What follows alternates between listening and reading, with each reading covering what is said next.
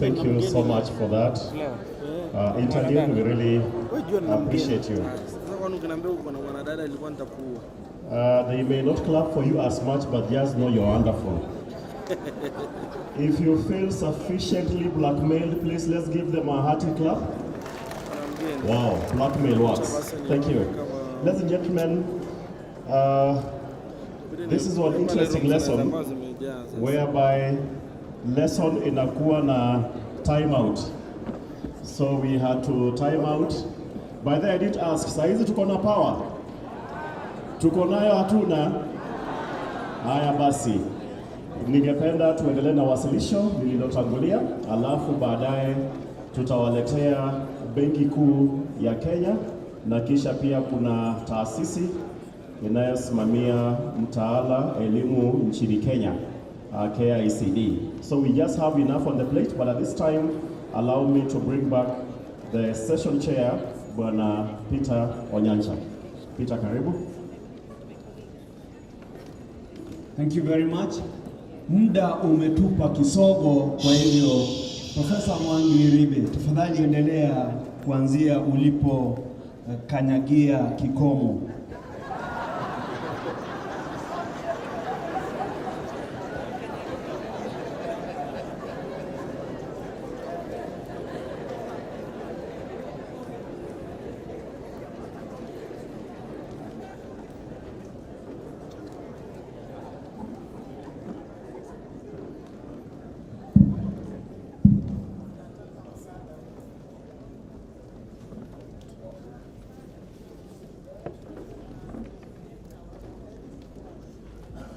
Technical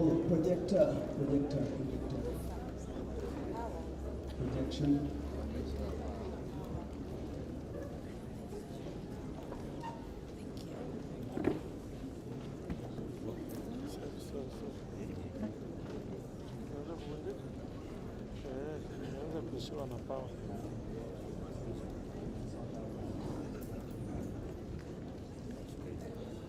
Sawa, pale wanapoendelea kushughulikia, tulikuwa tunazungumzia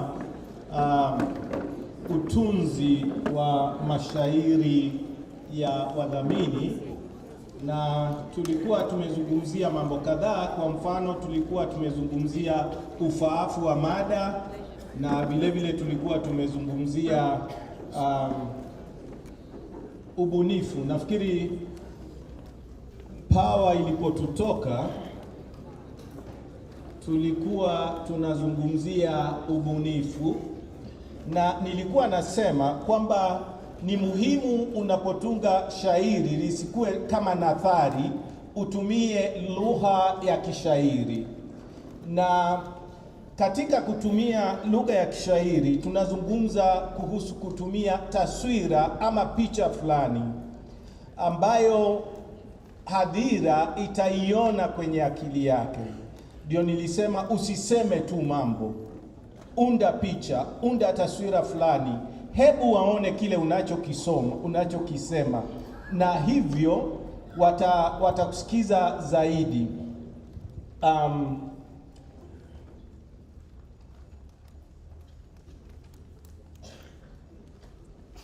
Nilitaja hilo, nafikiri sitarudia tena kuhusu kuona ile picha, na wala sio kuitoa kama mahubiri. Na vile vile nataka kuzungumza kuhusu swala la stiari, matumizi ya stiari moja ambayo inalinganisha mambo, kwa Kiingereza watasema juxtapose. Kwa mfano, kama unataka kuzungumzia masuala ya kuweka akiba, usieleze umuhimu wa kuweka akiba. Hilo litakuwa jambo la kawaida. Chora taswira ya mtu ambaye aliweka akiba na yule ambaye hakuweka akiba, mambo hayo uyaweke pamoja, kisha onyesha namna ambavyo maisha yao yanakuwa hatimaye, kama ni swala la akiba ya ustaafu ama mambo kama yale. Ndio sababu nasema usiyaseme tu, hebu yule anayekusikiza ayahisi. wale wanaongea Kiingereza watasema let them feel it, sio kwamba wanakusikia. Jambo lingine, epuka matumizi ya maneno ya kawaida ambayo yamezoeleka, misemo ambayo imezoeleka sana, inatumika sana. Kuna neno wanalotumia katika Kiingereza, wanaweza wakakwambia wanasema ni nini, neno ama usemi ambao hutumika sana. Nataka tufikirie, najua kuna baadhi ya maneno ambayo tunayajua. Tukisema kijana barubaru, tumezoea, au sio? Alikuwa ni kijana barubaru. Alikuwa wa miraba, kijana wa miraba minne. Uniambie, ni kati ya haya matatu ni yapi ambayo utakumbuka zaidi? Alikuwa kijana barubaru, alikuwa kijana wa miraba minne, alikuwa ni kijana sumsum. Katika misemo hiyo mitatu, ni upi utakaokumbuka zaidi? Kwa sababu ya upya, sio kwa sababu ya kitu ambacho masikio yamekizoea, mara nyingi husahaulika. Vile vile kuna mpangilio wa maneno. Kumbuka katika utunzi wa ushairi, mshairi ana ule uhuru wa mshairi, poetical license. Sasa ingawa huwa anasisitiza ule uhuru una mipaka yake. Usifanye mambo yawe chapwe kwa sababu ati unatumia uhuru. Ni uhuru ambao una mipaka. Sasa ule uhuru utakusaidia kupanga na kupangua sauti, kupanga na kupangua maneno katika mshororo na mambo kama yale. Sasa muundo huo ambao unahusu sio tu maneno, unahusu pia silabi, unahusu vina, unahusu mishororo. Mpangilio huo unakuwezesha kuonyesha hisia. Pale ambapo unatumia silabi fupi fupi, maneno mafupi mafupi, inaonyesha kasi, na kwa hivyo inaashiria hisia fulani. Sasa kama hisia unazotaka ni za kukasirika ama jambo limekukinai, kuna uteuzi ambao unafaa kuufanya wa maneno na sauti, ili kuonyesha kwamba ama unasema kwa haraka ama kwa hasira. Ule uteuzi ni muhimu, maneno unayoyatumia, na uteuzi huu huendana hata vile vile na mada unayoizungumzia. Kwa mfano, nikija na shairi na maneno unayoyasikia pale ni kama vile umilisi, elimu, mwalimu, mjarabu. Kati ya wadhamini wetu nafikiria tunaweza kuwa tunamzungumzia mdhamini yupi? KICD bila shaka. Lakini je, ukisikia mtandao, usalama,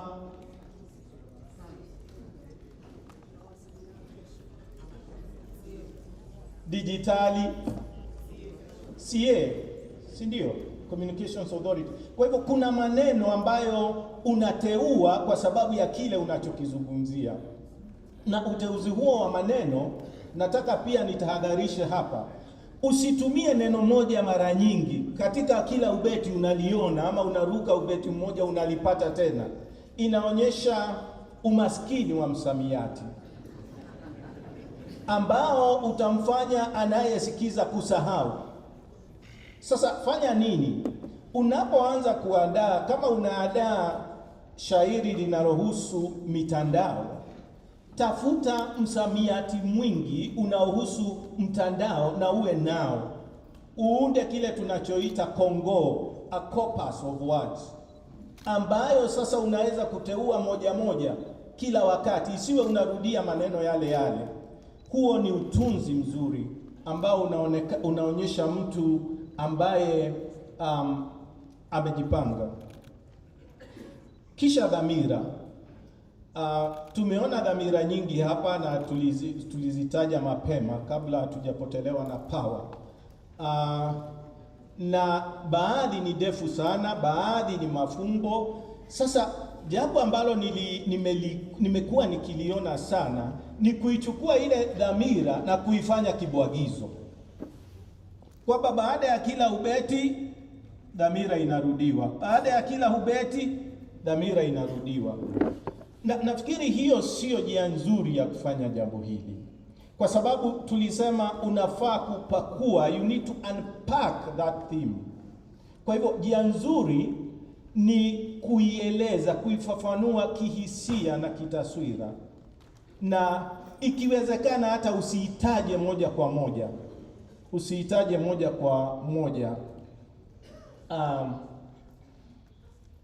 Na kuna hilo swala nafikiri tunasema mahadhi, lakini mahadhi ndio hutupatia mdundo. Kwa hivyo shairi pia huwa lina mdundo wake. Je, unataka liwe la haraka haraka ama la wastani? Na sio lote, inategemea kile kinachozungumzwa. Ubeti fulani, hata mshororo fulani unaweza kuwa haraka kwa sababu kuna jambo linalosemwa, ama ukawa wa wastani. Of course muhimu ni kwamba kila neno, kila sauti lazima isikike katika hali zote hizo. Hebu sasa nizungumzie jambo la, nafikiri ndilo la mwisho kuhusu utunzi nitakalolisema, nalo linahusu uhalisia. Ukitaka kuita uasili ama upekee, kwa Kiingereza Calvin mtasema originality. Na huu upekee tulisema sio kwamba unaandika kitu ambacho hakijawahi kuandikwa, sio kwamba unasema kitu ambacho hakijawahi kusemwa, ni kwamba unakisema lakini kwa njia yako. Huo ndio upya unaoweka. Na jambo la kwanza la kufikiria, na nafikiri lilitajwa hapa jana kuhusu muziki, linakuwa hivyo pia katika ushairi. Unapotunga, unapoketi kutunga, fikiria ni nani anaweza kukariri jambo hili kwa uzuri. Lazima ulifikirie hilo. Unaangalia kile ambacho tunaita the resources that you have. Kama wewe ni mwalimu wa mashairi, unajua una nani wa kufanya jambo fulani, na hata shairi lenyewe, nani atakuwa msemi wa hili shairi? Je, ni mshairi mwenyewe atakuwa anazungumza, ama ni mtu mwingine wa tatu, ama ni mhusika mwenyewe? Tumesikia sauti la shairi la punda hapa, punda mwenyewe akisema mambo yake, amepewa sauti. Kwa hivyo ufikirie ni nani atakayesema, nani atakayetoa ujumbe. Na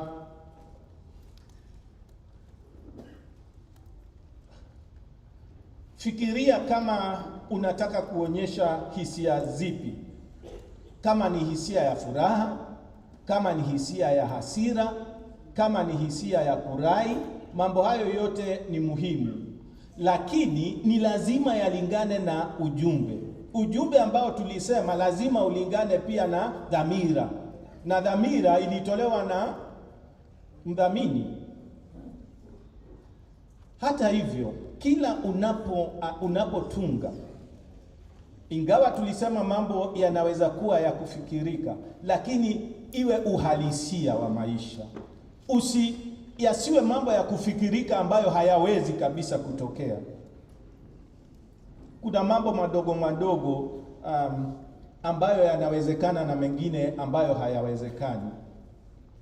Huwezi kuniambia una njaa nikwambie huna njaa, kwa sababu mimi siwezi kuhisi unavyohisi.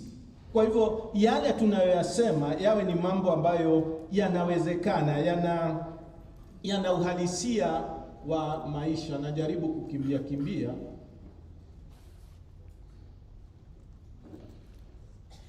Kwa hivyo nataka kuhitimisha hicho kisehemu cha ubunifu, cha utunzi, kwa sababu ilikuwa sehemu muhimu sana kwa kusema mambo hayo, kwamba utunzi kwa hakika ndio ambao hushikilia shairi zima. Utunzi ndio ambao utaamua kama shairi lako litashinda ama halitashindwa, kwa sababu kama shairi limetungwa vibaya haliwezi kuwasilishwa vizuri. Kama maneno ambayo umeandika hayatamkiki kwa urahisi, hayawezi kueleweka kwa urahisi. Kama hukuzingatia ujumbe, basi ujumbe ule hautatokea. Kwa hivyo uwasilishaji ni hatua ya mwisho. Hatua ya kwanza ni utunzi, na tumeona kwamba kuna mambo mengi ambayo yanaweza kuzingatiwa, lakini muhimu ni lazima uwe na upekee, na nimeeleza dhana ya upekee. Ni lazima uonyeshe ubunifu, na tumeelezea ubunifu ni nini, na vile vile uhalisia na uasili. Mambo hayo lazima yajitokeze, na fauka ya yote, na hili ni muhimu sana, nililitaja na nataka kukariri, ni lazima lugha ya kishairi idhihirike, kwa sababu ni ushairi. Usiseme tu kama kwamba unaandika insha. Tumia picha, tumia taswira, tumia mafumbo, ila sisemi ujaze mafumbo katika shairi lako. Nasema kwamba ujaribu kutumia lugha yenye mvuto. Sehemu ya pili ni matamshi au sauti. Hili limenitatiza sana kueleza, na nafikiri nikitaja kwa Kiingereza labda mtaelewa. Voice. Na hapa sijui katika Kiingereza, lakini katika Kiswahili tumekuwa na matatizo, nimeyaona. Voice ama sauti sio ile sauti inayotamkwa peke yake. Voice inahusu pia yule anayesema. Sauti ya shairi zima. Shairi linahusu nani na linahusu nini? Nani analimiliki lile shairi? Kwa sababu sio wewe mtunzi. Nani anayelimiliki? Hiyo ndio sauti yake. Kwa hivyo nitataka kuona mambo hayo kwa pamoja. Nione toni, nione maneno, nione hata na midundo inayotokana na mahadhi tofauti tofauti, na pia tuzungumze kuhusu msemaji wa shairi.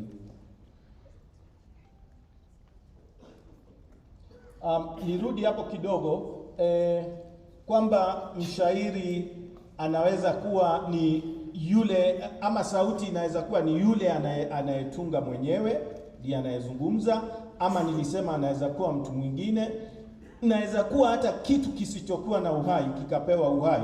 Mnaijua ile mbinu ya uhaishaji, na kikawa ndio sauti ya shairi lenyewe. Kwa hivyo unapopata shairi la mdhamini, fikiria sauti ya shairi hilo itakuwa ipi. Haya ni mambo ya kawaida kuhusu sauti. Nimeanza kuambiwa kwamba ninaendelea vizuri kabisa. Kuna uteuzi wa maneno. Niliwatajia baadhi ya vile unavyoweza kuteua maneno katika mashairi kutegemea dhamira na kutegemea ujumbe. Toni utakayoitumiwa sitaelezea hapo sana, ingawa nina mambo kadhaa, na vile taswira utakayotumia. Kiwango cha sauti ni muhimu. Sasa hapa ni katika bado tumo katika yale masuala ya sauti katika utunzi. Zifikirie sauti ambazo ni za wastani na zitategemea namna ambavyo wasilisho litafanywa. Hayo mambo yote yanahusu sauti. Hizi ni za kutamkwa: toni, kidatu, kiimbo, intonation, kasi, the pace. Mambo hayo yote yanahusu sauti. Baadhi nitayaruka. Kwa hivyo msemaji wa sauti ya shairi ndiye sauti ya shairi fulani. Nimeeleza kwamba anaweza kuwa mtu ama kitu, na vile kuna sasa sauti za kimatamshi ambazo zinahusu mambo hayo. Uwasilishaji Tunajua mwasilishaji ni yule ambaye anafika jukwani kutoa ujumbe. Ni muhimu uwe umemwandaa vizuri. Katika wasilisho lililotangulia tuliona wale ambao walikuwa hawajatayarishwa vizuri na ambao wametayarishwa vizuri. Haya ni mambo muhimu. Unapomtayarisha mwasilishaji, ajue sehemu ambazo atasisitiza. Anapofanya mazoezi, anaweza hata kutumia kalamu kuona neno hili nitalisisitiza, toni hii nitaisisitiza hapa. Na vile vile aone namna ya kudhibiti muda, asifikwe na yanayonifika kwamba unafaa kukamilisha lakini ndio unaanza. Kuna mbinu kadhaa za uwasilishaji. Muhimu ni kwamba ni lazima hadhira ihisi ujumbe na yule anayewasilisha pia ahisi ule ujumbe. Mumeona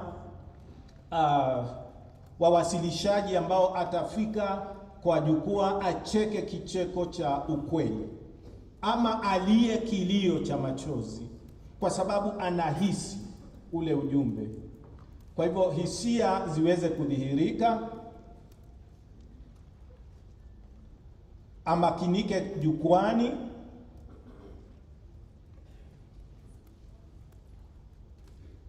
Mengi sasa sifafanui, lakini mambo ya kumakinika jukwani yanahusu utulivu. Awe ametulia. Asione kwamba ni ushindani, amekuja jukwani anashindana, anakuwa na ile tumeambiwa tension, kwamba hawezi kutulia, hana utulivu kwa sababu anahisi kwamba sawa, dakika 10. Asante. Kuna matumizi ya sauti na wakati mwingine hata kimya, pause, huweza kuwasilisha ujumbe. Na katika kuhitimisha, sitatumia zote 10. Nitasema kwamba dhamira ya mdhamini ni lazima ijitokeze vizuri, na tumesema kujitokeza huku si kuirudia, ni kuitoa kitaswira na iweze kueleweka. Usitumie taswira ama mafumbo ambayo hayaeleweki, na dhamira iwe imewasilishwa ifaavyo jukwani. Kumbuka mambo mawili kama utasahau mengine yote. Kwanza, mdhamini anataka wewe kama mtunzi umuuze, market him or her. Lakini katika kufanya hivyo usimpigie debe moja kwa moja, kwa sababu ule ujumbe utapotea. Uteka hisia za hadhira kwa namna ambayo hawatasahau. Na jambo la mwisho nitakalolisema ni kwamba ukumbuke kwamba kusudi muhimu la tamasha ni kuburudisha. Je, kuna burudani? Unapotunga unatilia burudani maanani. Hilo ni muhimu sana. Naomba japo kuna mengine nikome hapo. Asante sana, tumpatie makofi mazuri yaliyo na ubunifu, makofi ya kipekee. Kiswahili changu kimeishia papo hapo. Kabla ya kumkabidhi mfawidhi wa zamu mikrofoni, ningependa tupate angalau swali moja. Kulikuwa na nafasi ya maswali kama 18 nakumbushwa, lakini sasa ni swali moja pekee. The first hand that goes up, paka umesimama, please take the microphone and spend not more than 40 seconds to ask your question. very directly. Thank you, Prof, for that wonderful facilitation on how to handle sponsored themes. I have a concern about the approach. For example, this year, Equity Bank has given its theme as sustainable transformation for a resilient future. Then they say, protecting our environment, empowering our communities for growth, for growing our wealth. If you look at that theme, there are two. One, environment, then there is empowering our communities. Now, how do you approach when you are scripting? Some of us believe that you must handle everything. Others believe you only pick some areas, maybe a way forward for that. Thank you. Thank you. That was very clear. And because I didn't see a hand from another gender, it must be a different gender. That is the only way we will say we are fair enough. Otherwise, I haven't seen. Please, there is no time, I have been told. Kindly respond to that briefly and then we proceed. Asante. Unajua nilisema kwamba kuna baadhi ya dhamira ambazo ni pana sana. Na nikasema ni jukumu la mtunzi to narrow down. Na kama ulivyosema, kuna njia mbili za kufanya hivyo. Kwanza, unaweza ukachukua sehemu moja na ukaizungumzia. Lakini pili, unaweza kuchukua sehemu zote mbili. Ila, swali la kujiuliza ni je, ukichukua sehemu moja umekidhi mahitaji ya mdhamini? Hilo ndilo swali. Kila unapotunga ujiulize hilo. Umekidhi mahitaji ya mdhamini? Umeshughulikia kila jambo ambalo amelisema? Kwa sababu zinaweza kuwa ni dhamira zinazoelekea kuwa mbili, lakini ukazitunza katika shairi moja kwa kuangaza yale muhimu na kuchukua mwelekeo fulani. Kwangu yale muhimu ni kuona kwamba umezingatia mambo yote ambayo yanajitokeza kwenye dhamira. Usiitoe nusu, itoe yote, lakini uweze kuifinya kwa namna ambayo utaangazia jambo moja kwa upekee. Siwezi kufikiria vizuri, kuna mambo mengi sana yanayoendelea. Na yote naona yanaenda kwa chokera. Kwa sababu gani? Kwa sababu kuna mtu hapa, chokera inafaa ujichunge. Ni kama kuna mtu amerusha kikaratasi hapa na nitakisoma. Chokera amenikera, hachoki kunisema, ana maneno kama ahera, chokera analete kera. Ukinifuata nitakwambia kama ni Mwaringa ama ni nani amenitunga.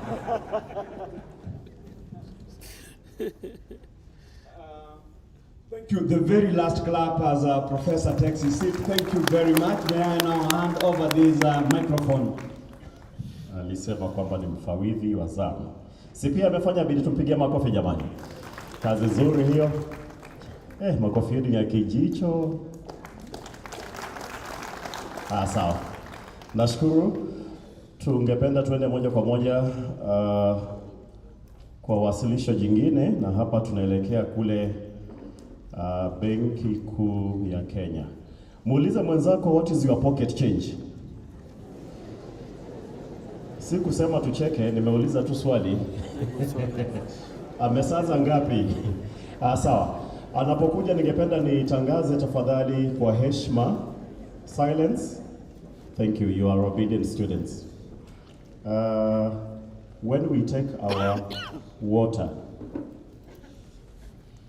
or any other trash that is left behind for that matter, is it honorable and a point of integrity that we clear our mess? It is very unfortunate, bottles unamaliza maji, kisha unatupa chupa pale chini.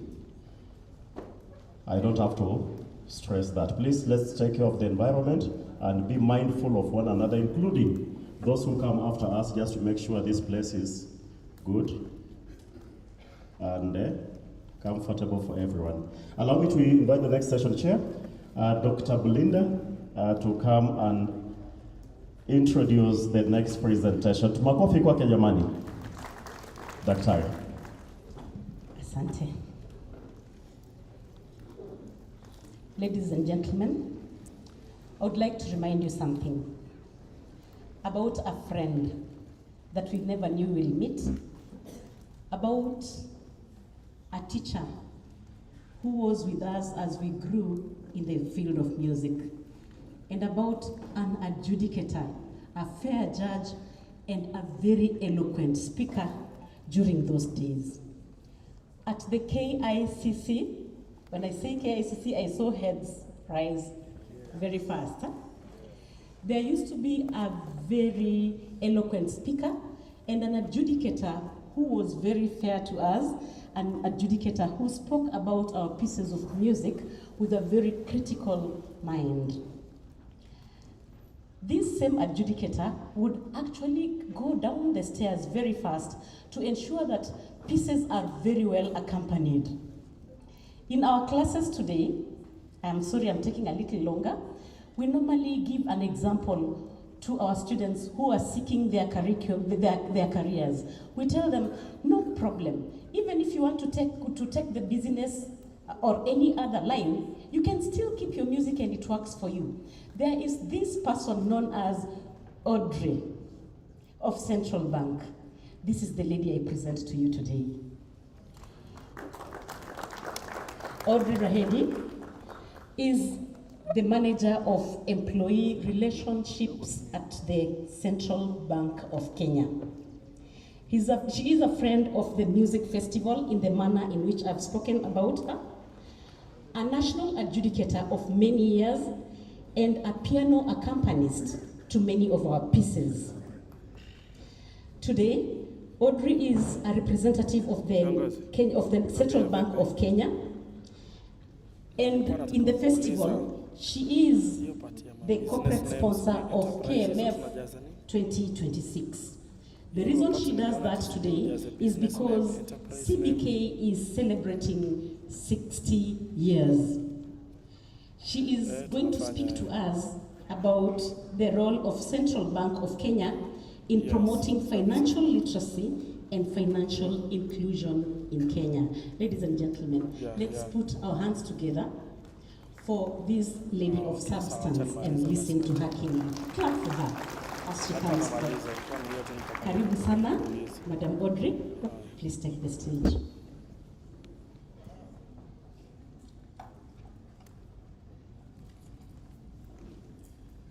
The Honorable Chairperson of the Kenya Music Festival, the Executive Committee, the committee members,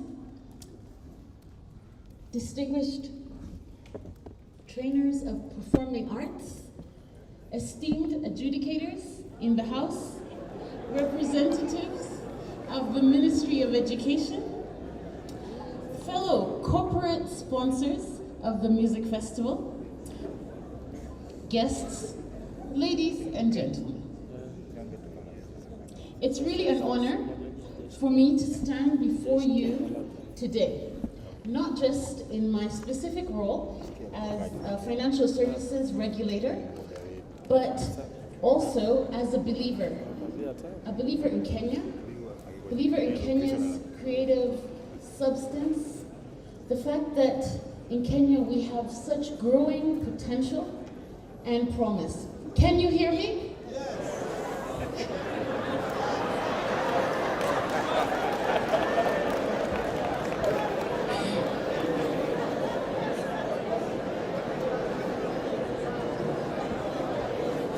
Hello. utatumia chat GPT. Just focus. Okay, so to you in the house, you are the custodians of our culture. You are the nurturers of the young voices. And those voices that sing melodies and harmonies. And not just music, because we do have instrumental structure in all of this, but also the fact that we are able to sing and communicate messages, powerful social messages, which can shape the direction, the behavior, and the future of our country. Today, Central Bank of Kenya is wishing to promote and share how we promote financial literacy. Sometimes there are many definitions, so I just start with the definition. And this financial literacy, which we want all who come to the music festival to be very able in, we want our young people to understand and effectively use financial knowledge and skills so that they can make informed and accurate decisions, reasonable, responsible about money. Money is in our course of our daily lives, and it includes really about understanding concepts such as budgeting, saving, investing, borrowing, interest rates, inflation, and risk management. So a financially literate person is able to plan for the future and avoid excessive debt. They're able to compare financial products in order to make sound economic choices. And you know as teachers that when you have knowledge, you can have the right attitude, you can have you can make the correct behavior and behavioral choices. So that's why we want to share with you. Examples, of course, are budgeting, which is about planning with the money that we have. So, an individual like you who are teachers and role models, of course, you prepare monthly budgets, true? You track income, you track your expenses, you set aside savings for emergencies, and you demonstrate, thereby, financial literacy. You also understand costs. That's where central bank is really coming in. A borrower who compares two different loan offers, who understands the interest rates, who understands the statement which gives them their repayment schedules and total cost of credit before taking the loan, is applying financial literacy skills. So we also have another pillar, which is financial inclusion. Financial inclusion, this refers to the process of ensuring that individuals or the businesses and companies that you own have access. I've underlined access, this is most important. And you have usage of quality and affordable financial products and services, such as the bank accounts where your salaries go to, credit, insurance, and payment services, which are delivered in a responsible and sustainable manner in order to meet your consumer needs. So, we say financial inclusion, the objectives of this are to ensure that no segment in society is excluded, especially low-income earners, women, youth, rural populations, because we want everyone to participate in the financial system. Some examples are access to mobile money services, through which most of us are paid, affordable microcredit. So these are for small businesses that need to take credit in order to fast track the development of their entity. So accessing a low-cost loan from a regulated financial institution to expand operations, this demonstrates financial inclusion in action. So Central Bank of Kenya, we are celebrating 60 years since 1966, September, when Kenya opened its central bank. And this has been a story of Kenya's transformation, and we're really excited to share it with all the upcoming generation in this country. So specifically, over the last 2 decades, Kenya has transformed its financial landscape. And due to very innovative frameworks and very many, we have 84% right now, we're able to say, of the adult population have access to some formal financial service.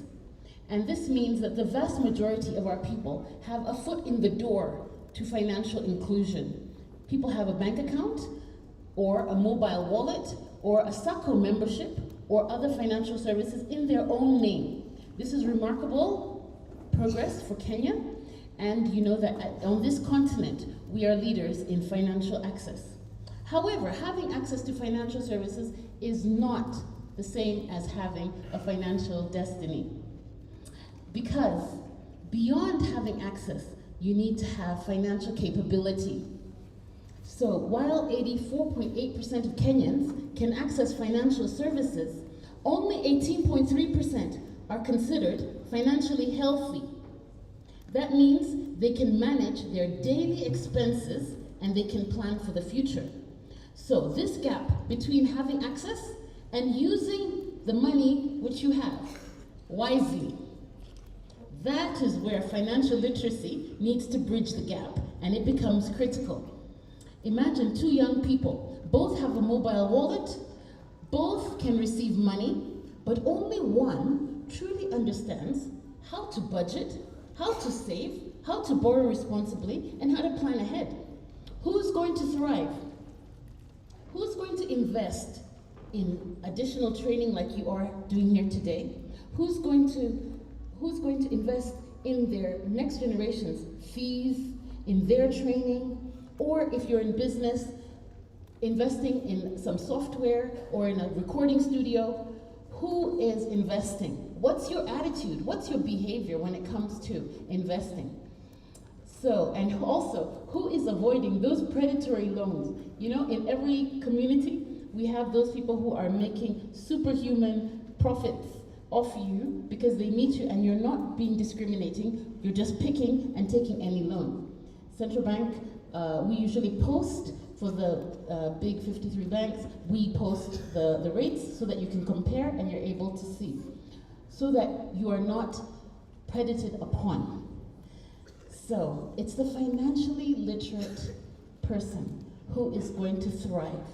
So today, more than ever, we want to inspire our young people to understand that money is not just a tool for anxiety, but it is an opportunity.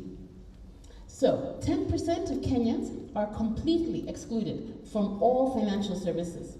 And these are people in the age of 18 to 25, and they're primarily in rural areas with limited mobile phone access and also limited creative opportunities. So we're seeing that there's an opportunity to reach these people using education so that they can be entrepreneurs and have a creative journey. The Central Bank of Kenya promotes financial literacy and inclusion, and this is based on the mandate that we have, which is in the Constitution of Kenya and also in the Central Bank of Kenya Act. That's where we get our mandate. So in our mandate, the first one, which is our primary, is to formulate and implement monetary policy. So Central Bank ensures that there's price stability, which is low, and stable inflation. This is the main area we focus on. So how this really benefits us as citizens is that if we understand inflation and interest rates, we can actually better manage the investments that we make and the savings that we take up. Also, when we have stable prices, that protects our purchasing power of the low-income households in particular, and make our financial participation much safer. So Central Bank has that role of making sure that the environment, the financial environment you're in, is regulated to be safe and predictable. Our second main objective is to supervise the banks and the financial institutions to ensure safety and soundness. So in terms of financial literacy, this means that our consumers are more likely to choose a regulated institution rather than an under-the-tree arrangement. So it's better to make sure that the institution you're dealing with is regulated by the Central Bank of Kenya, because then they will have to take care of your rights as a customer. A stable and trustworthy banking system also, as a whole, encourages you to open more accounts and you can use and take up more financial services. Of course, you know that the Central Bank of Kenya is responsible for the issue of your currency, notes, and coins. And it's important that you know your notes so that you are not defrauded. And also, you also need to understand the value of your currency. A secure and reliable currency system also builds trust in the transactions that you make. We also promote an efficient clearing and payment and settlement system. So we regulate every single aspect of how the payment system is operated. So you need to understand when you're undertaking the use of a specific payment system, you need to understand what are their charges for the transactions, how much are those charges, when do you have to pay them, and what security is there in place so that your money is safe. You need to understand that. And also, in terms of financial inclusion, who is your mobile money provider? Who are the digital transfers? And how do you enable this? So this is something which is very much interest to our young people, even as they are given phones by their parents, even as they send money via a credit card, they need to know that their money is safe. One of the also very significant roles the central bank has, we are a banker to the government and advisor to the government on financial matters, which are under our mandate. So, of course, the public understanding of national economic policies, that's important. We promote that, and we inform. This informs a civic participation, and also sound financial management provides inclusive growth policies. So, in closing, really, about the role of Central Bank of Kenya, Central Bank is here to ensure that that the populace has that level of knowledge so that they can make sound decisions. So the central bank also takes a very active role, a critical role, in creating a stable, secure, and inclusive financial system. And all the time there is research and developments so that in the end, financial literacy and financial inclusion are not standing alone, but rather they're complementing each other. It is not separate goals, but a singular goal to towards sustainable economic development and shared prosperity. So, in the music festival theme today, we say the Kenya Music Festival is enhancing that creative economy through knowledge, through skills, through artistic production for sustainable development. Well, how our music is to propel our development as a country, to uplift, to uphold. And through music, through verse, through the art, the performing art that we're doing in this festival, these are vehicles of social transformation. Because when you sing a song, you remember it. Many of the songs which we sing, like the hymn we sang at the beginning of the session, these are very old songs, and these songs, the words, they remain in our hearts, and they shape our attitudes well long after someone has read a book or heard a speech. So we encourage performances that celebrate responsible financial habits. We're encouraging you as trainers to guide on these messages, which can highlight and encourage our people to save.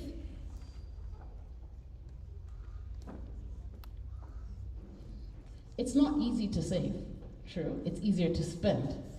But if you write a song, just before someone is about to spend that money, they'll remember the words of that song and they'll say, maybe I can save today.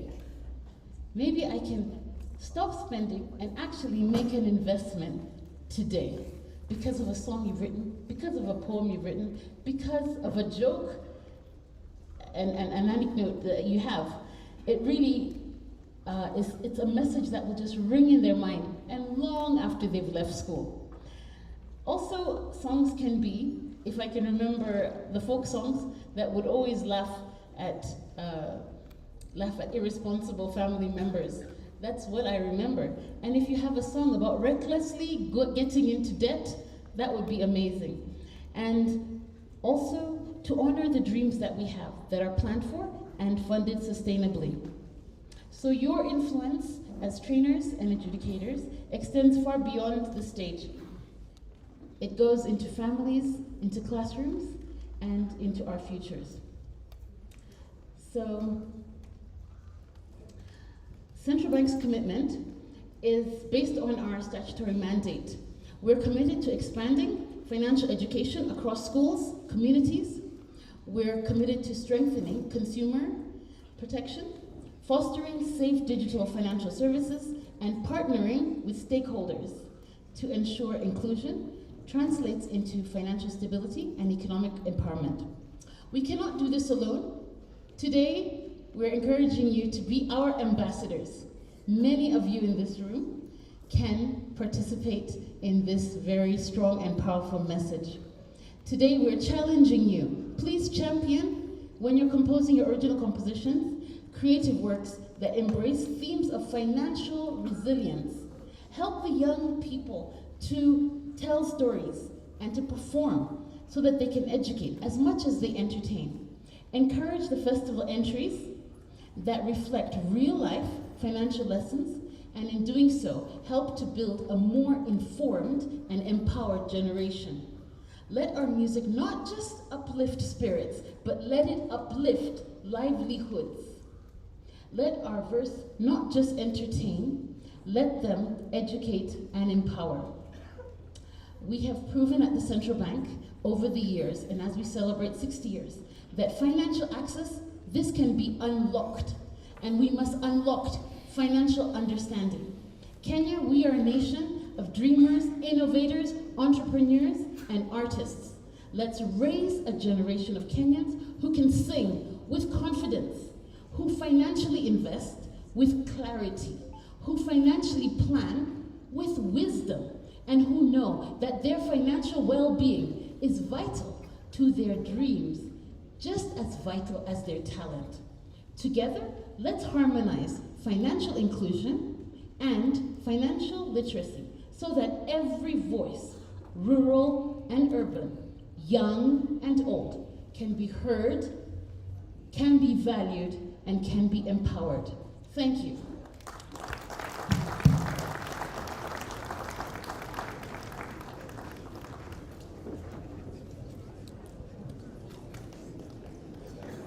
Kindly let's clap for Madam Audrey.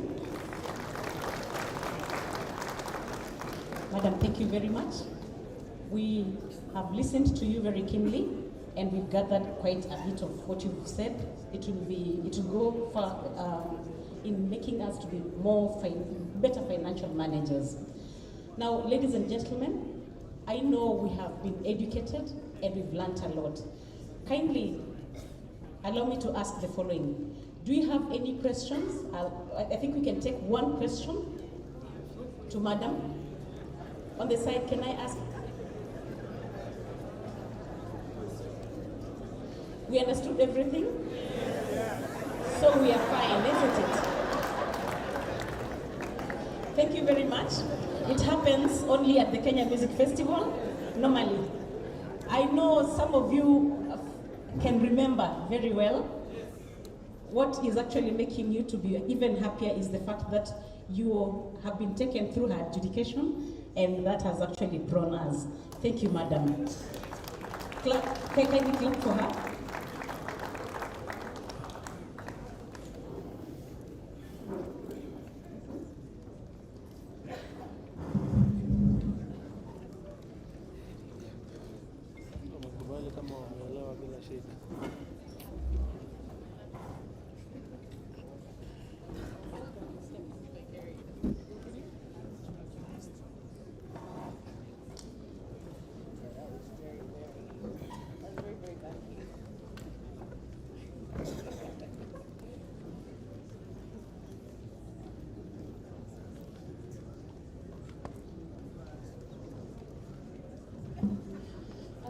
Hello.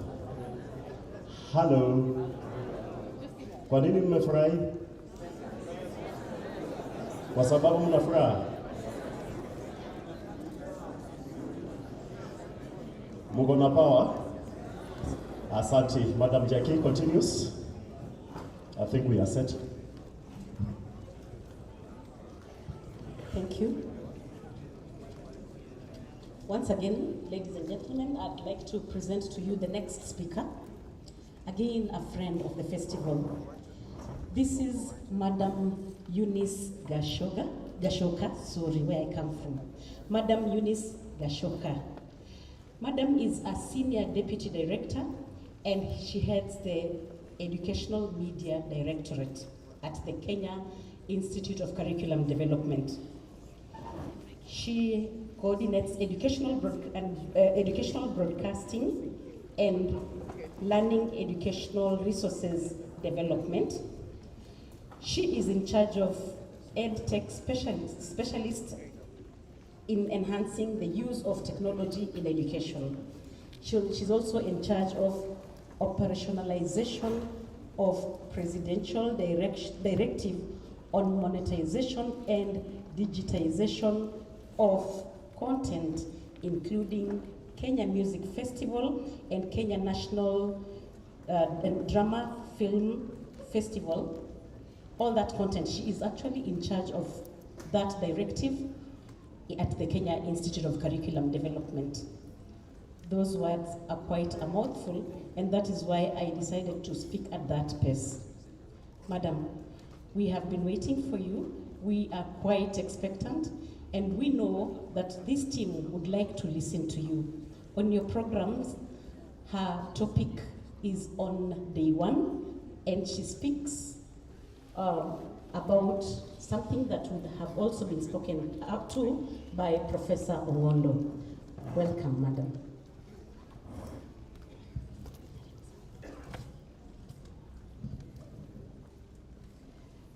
Good afternoon.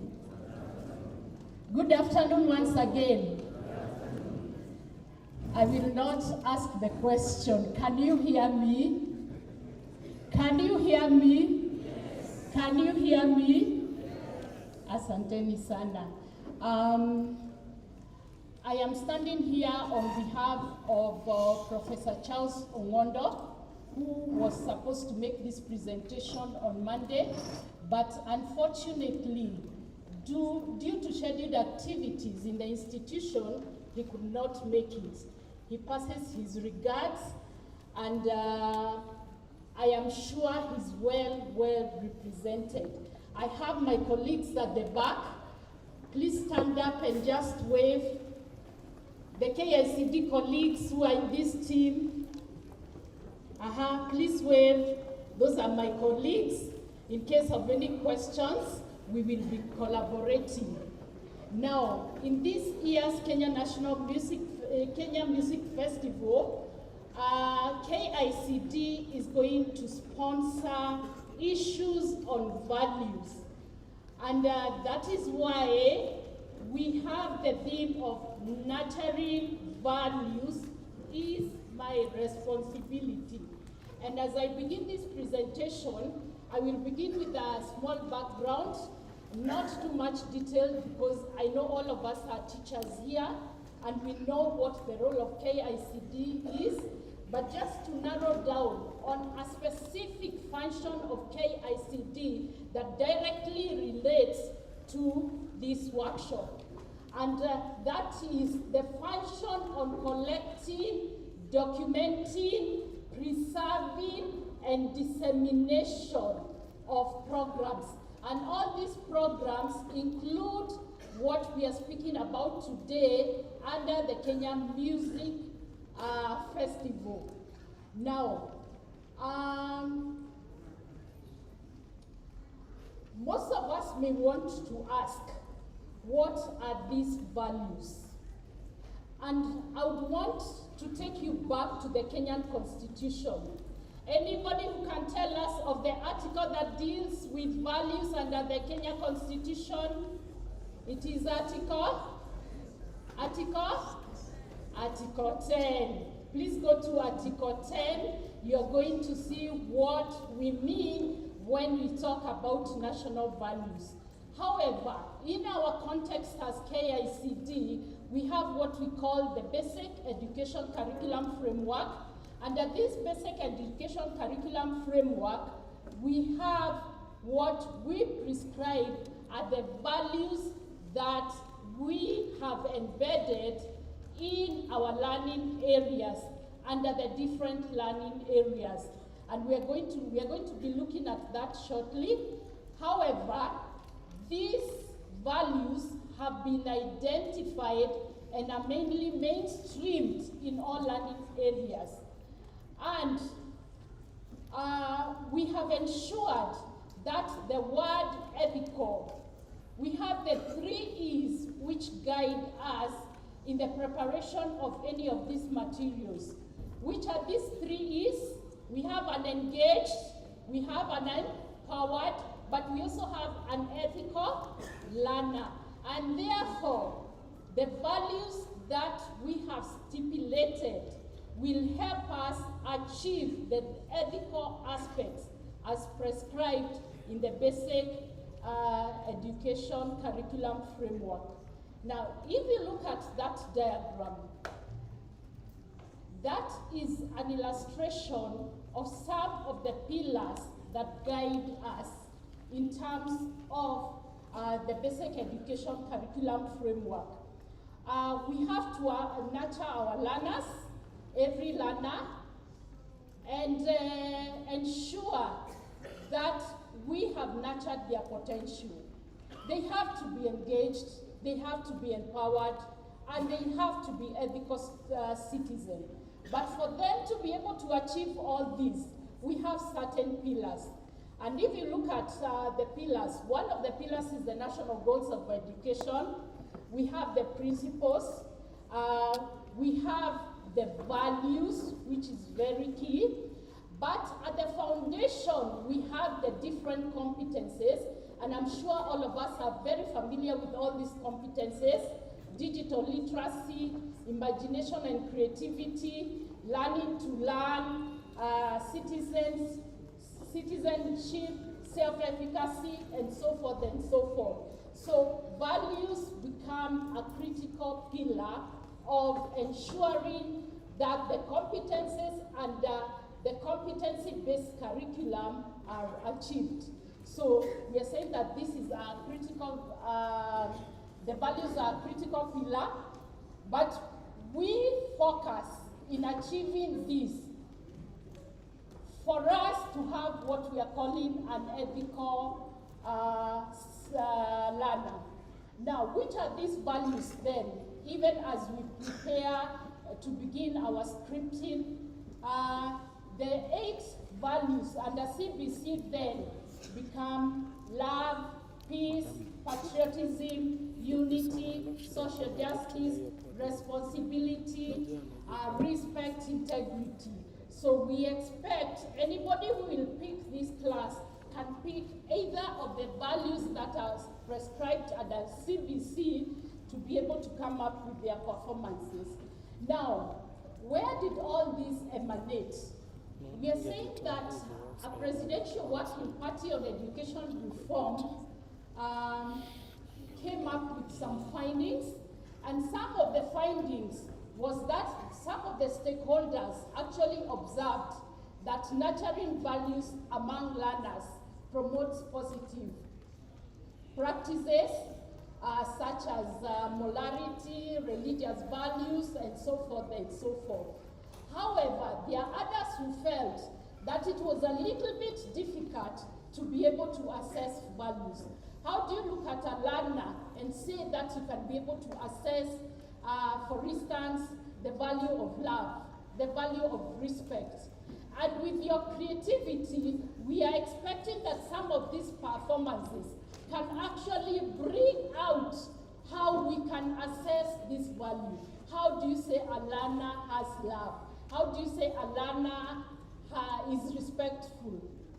How do you say that a learner is responsible and so forth? So as we go through this presentation, ensure that you contextualize it into what you're supposed to develop for your performances with your learners.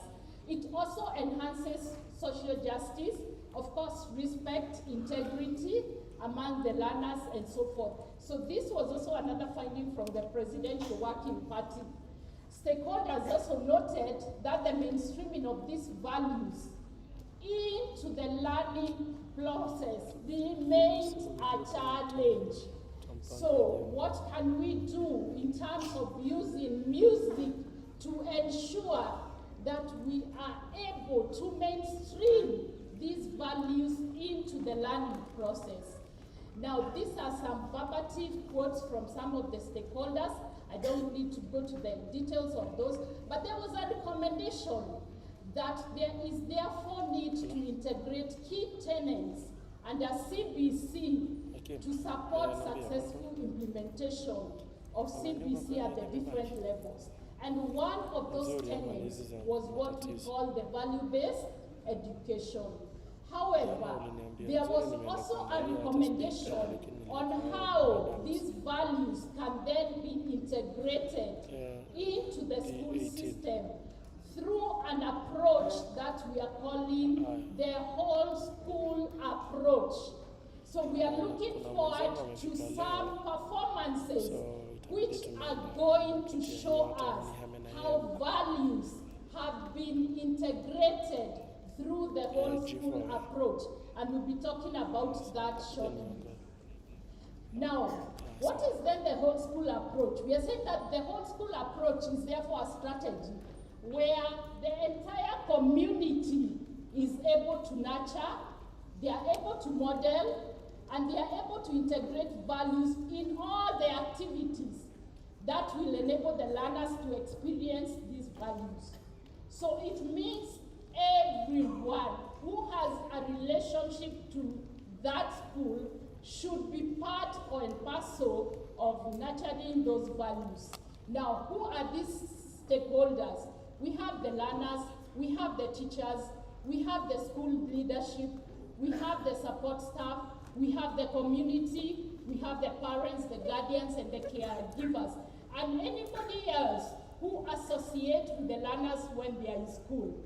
For instance, we are saying if we have a watchman at the gates, we should see values exhibited by that watchman at the gate, because we are saying the watchman is also responsible for nurturing the values through the whole school approach.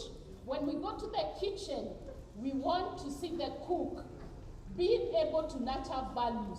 When the parents come in school or when the parents are at home, they should be able. And that is why we are calling it the whole school approach. Now, so the whole school approach simply entails that all members of the school community are able to nurture these values. I will not go into the outcomes of value-based education, but we can just pick a few so that any of you who may want to be able to explore how these outcomes can be achieved. For instance, exhibit cultural, moral, and religious consciousness in their day-to-day life and ensure that values are actually embedded. Now, another aspect could be to apply critical and creative thinking skills towards finding ethical solutions to challenges. This can be a very interesting one because we want to see this, what are these critical and creative thinking skills that will help us find solutions to some of the ethical issues that we are experiencing in our society, and so forth and so forth. So through these outcomes, you can actually come with thematic areas in which you can be able to come up with performances for music. Now, to now actualize the recommendations that were made by the Presidential Working Party on Education Reform so that we apply the whole school approach, We had a partnership with Zizi Africa Foundation, and we carried out a pilot on value-based programs in selected counties, and we were able to come up with 3 very critical resources. We have a resource for the heads of institution.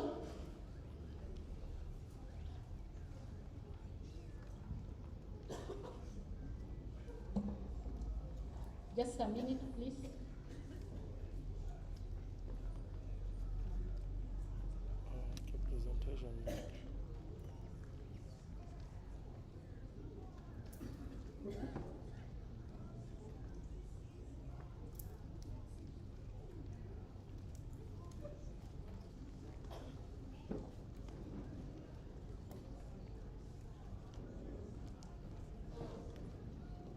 I'm told there's something playing on the background. That's what I'm trying to find out. Not sure about it. Shakira, just mute the computer. Just mute the whole thing. Mute.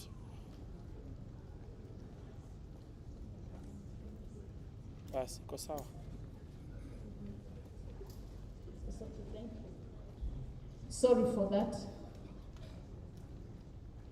It's part of the presentation at the end. That's why it's there.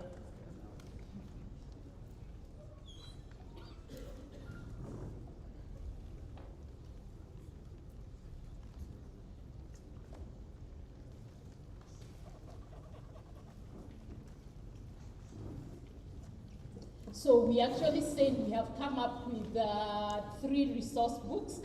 A resource book for heads of institutions in basic education, senior school teachers resource book, and a comprehensive school teachers resource book.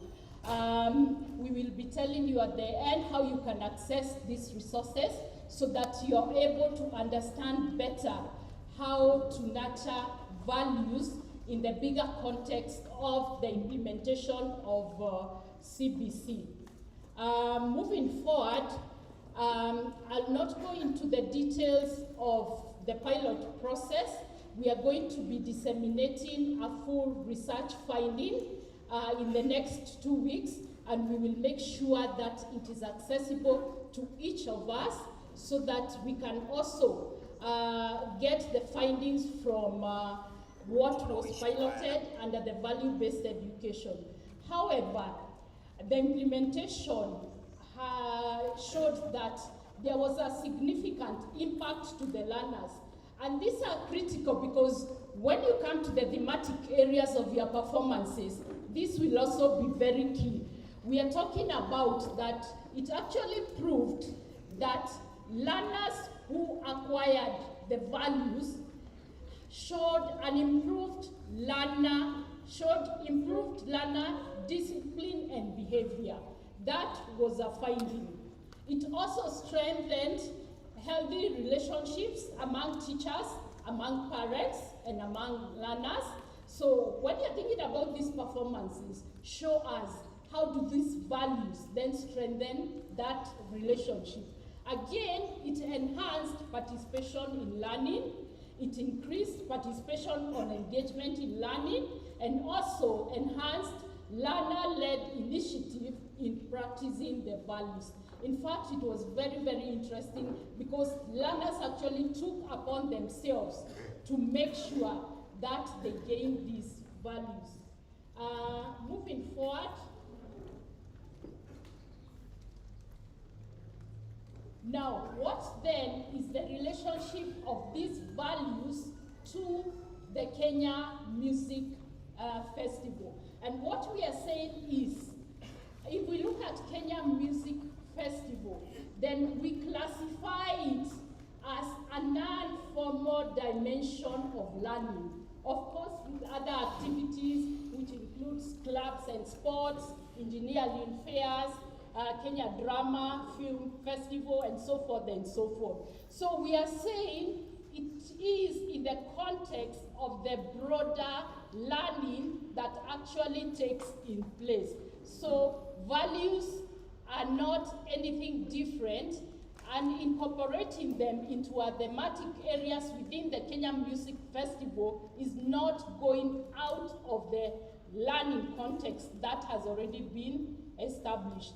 However, we are also saying that this festival, being one of the largest in Africa, then the issue of values and the issue of nurturing values should therefore be given prominence. And that is why, as an institute, we are sponsoring the classes that are going to do the performances on the different aspects of values. So we are saying that now we are in grade 10, senior school, and we are expecting that even in senior school, now that they are implementing the competency-based curriculum, we are also expecting them to be able to show us how the learners at that level can nurture these values so as to enhance their personal responsibility. Now, which would then be some of the key messages that you'd want to adopt in your performances? So the mainstreaming of values, so we are saying that we have different learning areas, and each of these learning areas has mainstreamed the aspects of values. So it would be important for us to see how has this been actualized, with a lot of creativity, with a lot of imagination, and so forth and so forth. Now, we also want to see how we can model and live the values that we desire to see. How can we model that? And how can we see them in our own lives, in the lives of our learners, and so forth? We want to see the building of a value-driven future as a collective responsibility. So if you take the school context, for example, how does that collective responsibility then advance the nurturing and acquisition of values? We want to see that. Learners and teachers, how can we enhance these values at home and in school, both individually and collectively? What is the link between school and the link between home, and how can they collaboratively nurture those values? And I can already imagine some of the performances that we are going to expect from these very, very interesting performances. Again, we look at the parents, the community, and other stakeholders. And what is the role of each in promoting these values? And you can come up with other key messages related to values. We are just giving you some of the tips that you can use. Now, what about the youth?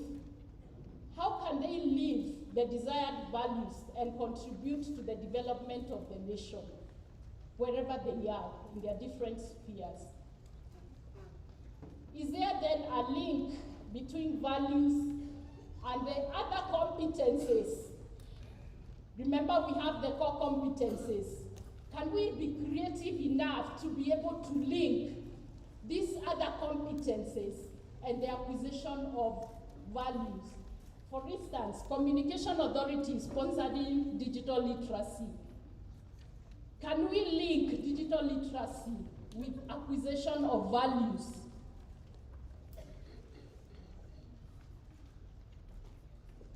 Now, and what are other avenues? We are saying yes, the Kenya Music Festival is one of them, but what are other avenues where we can be able to nurture values? Very, very critical. So as you think about your performances, those who will choose this category, please, these are some of what we want to guide in terms of the messaging.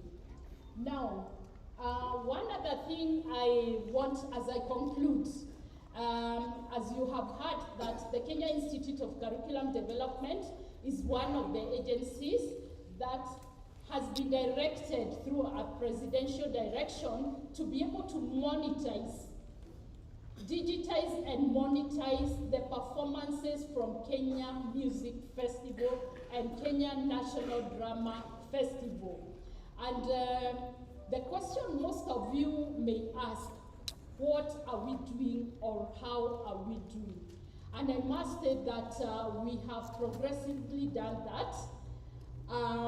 We have monetized the content on our KICD YouTube Edu TV channel, and any of you can actually go there, use your phone, KICD Edu TV channel.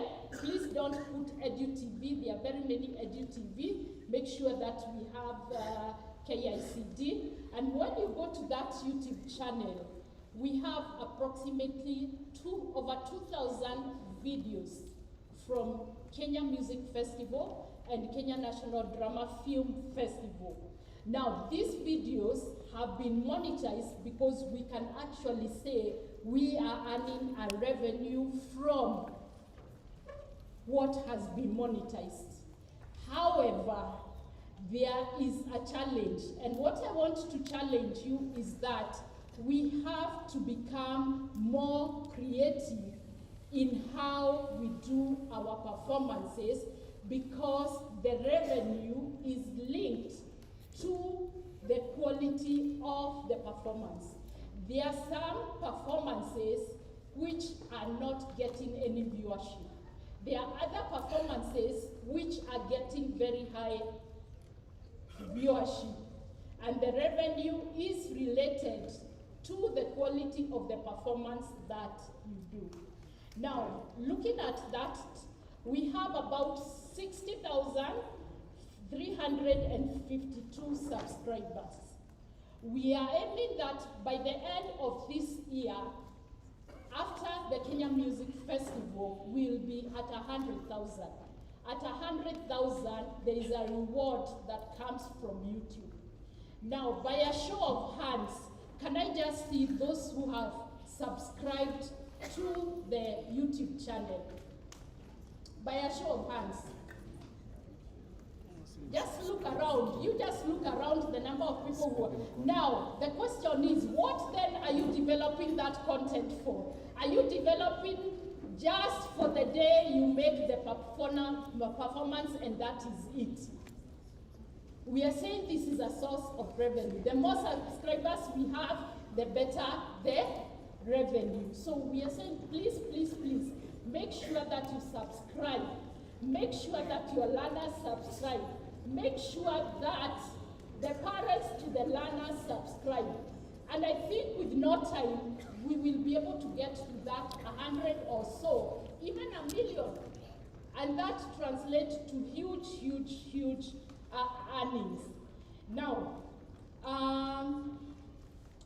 again, of course, we are saying that there are some videos which are receiving viewership, and all that translates to your creativity. So let's enhance our creativity so that we are able to earn more. Now, we have redesigned. Those of you who watch our EduTV channel, normally when we have performances, and especially the drama or music, we normally air them as a continuous process. So you start from when the performance starts, it is 10 minutes, you will air it throughout. But we have come with a very innovative way of ensuring that now people can enjoy these performances, and we'll be testing these performances very soon, where we have interludes of analysis of that performance. And we have begun with one performance, looking at the history of the performances and moving towards the future, showing what has improved and then what are the future trends. So even as you do your performances, we'll be looking forward to people who can come and help us analyze these performances so that they can be used as a learning resource, and especially now that we have a clear pathway in senior school, that basically will be utilizing some of the materials that you are going to develop. So I just wanted to mention that we are continuously operationalizing the presidential directive, and we are looking forward to even doing better in the future. So with that, I come to the end of my presentation. Thank you very much.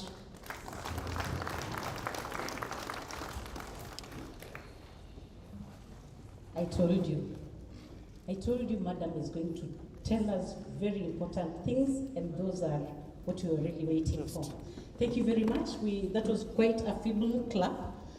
I'd like you to understand that Madam is here representing Professor. You know what Professor likes, isn't it? Anapenda muziki sana, sivyo? Tunataka kutuma Madam. We want to send you back to her, to him, so that you go and tell him what we have spoken back to him. One thing that you have told us that is very important is that whatever we create should not be left to oblivion. And therefore, our creations recorded by KICD and monetized will be appreciated still by us. You've also told us something very, very important, that we still would analyze the same content. These are the adjudicators and they're very good critics. We could just draw from the same space so that they come and find that analyze. Nimeombea kazi. Hamoni? Mmesikia? Madam amesikia. Kwa hivyo tunapomtuma kwa prof kidogo tu, Evalista yuko wapi? Kuja haraka tukisimama, tunataka kushukuru Madam tukikutuma kwamba if there is anyone from KICD, there is something that we are sending back to tell Prof the following. Kindly stand up so that we send word to Prof. And as we also very, very much appreciate you, and as we are going also to subscribe to those channels, stand up. Kwa nini nasikia sauti tatata ni mifupa au viti? Sawa tu. Inakubalika. Evalista, please come. Evalista is going to show you how to dance to a tune. Anybody from KICD or anyone who can record this will take this to Prof, okay? In a very short while. Tulipokuwa tunasafiri leo asubuhi tukitoka mashinani, tulijifunza wimbo mzuri.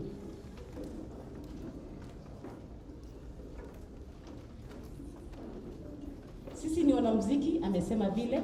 So she'll be saying a few words that Prof will be told. Abi Chokera, Madam is asking that you record this. For Prof, kidogo tu.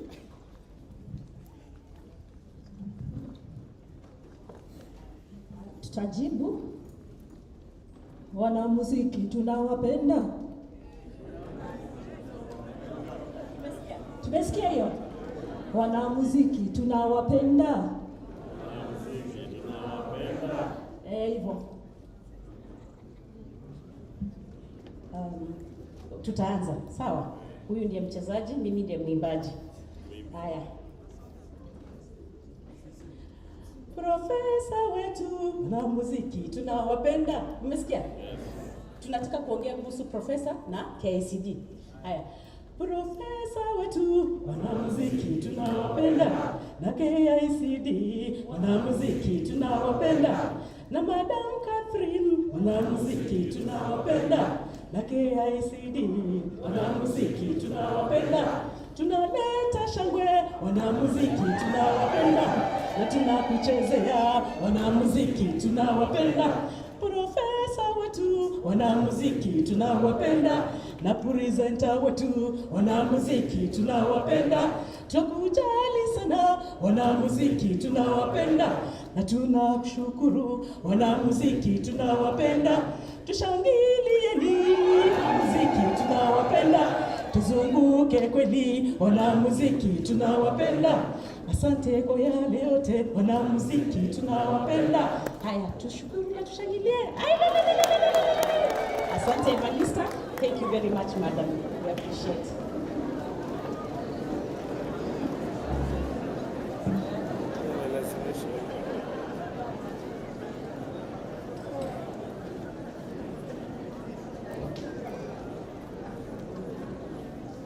Next presenter.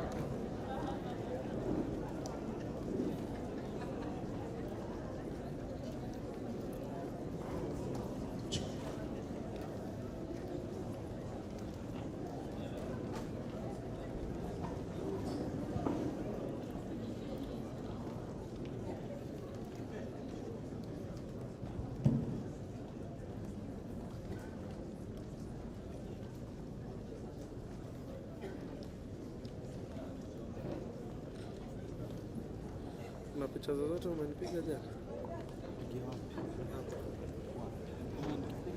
jana? Ladies and gentlemen, we are going in for a very brief session. Will be taken through by Madam Sarah Msengeia from UNICEF Kenya.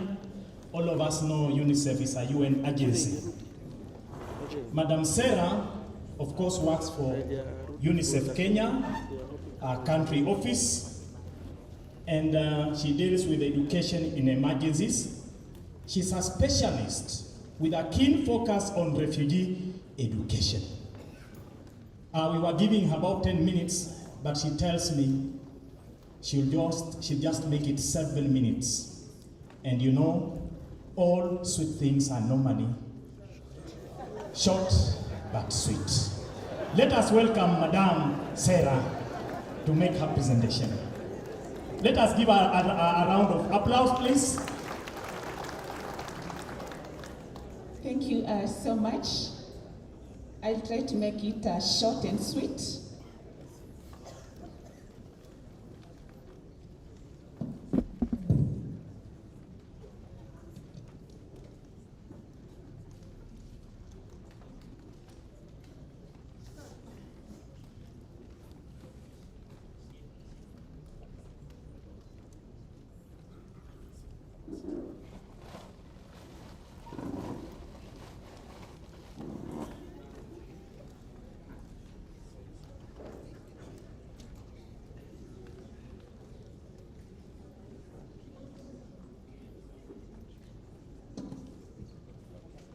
Like you rightfully said, UNICEF is a UN agency that deals with the rights of children in various aspects, in education, in nutrition, in health, in advocating to ensure that they're protected from all forms of violence, in also ensuring they're provided with clean water, and also ensuring that even during emergencies, they also are protected.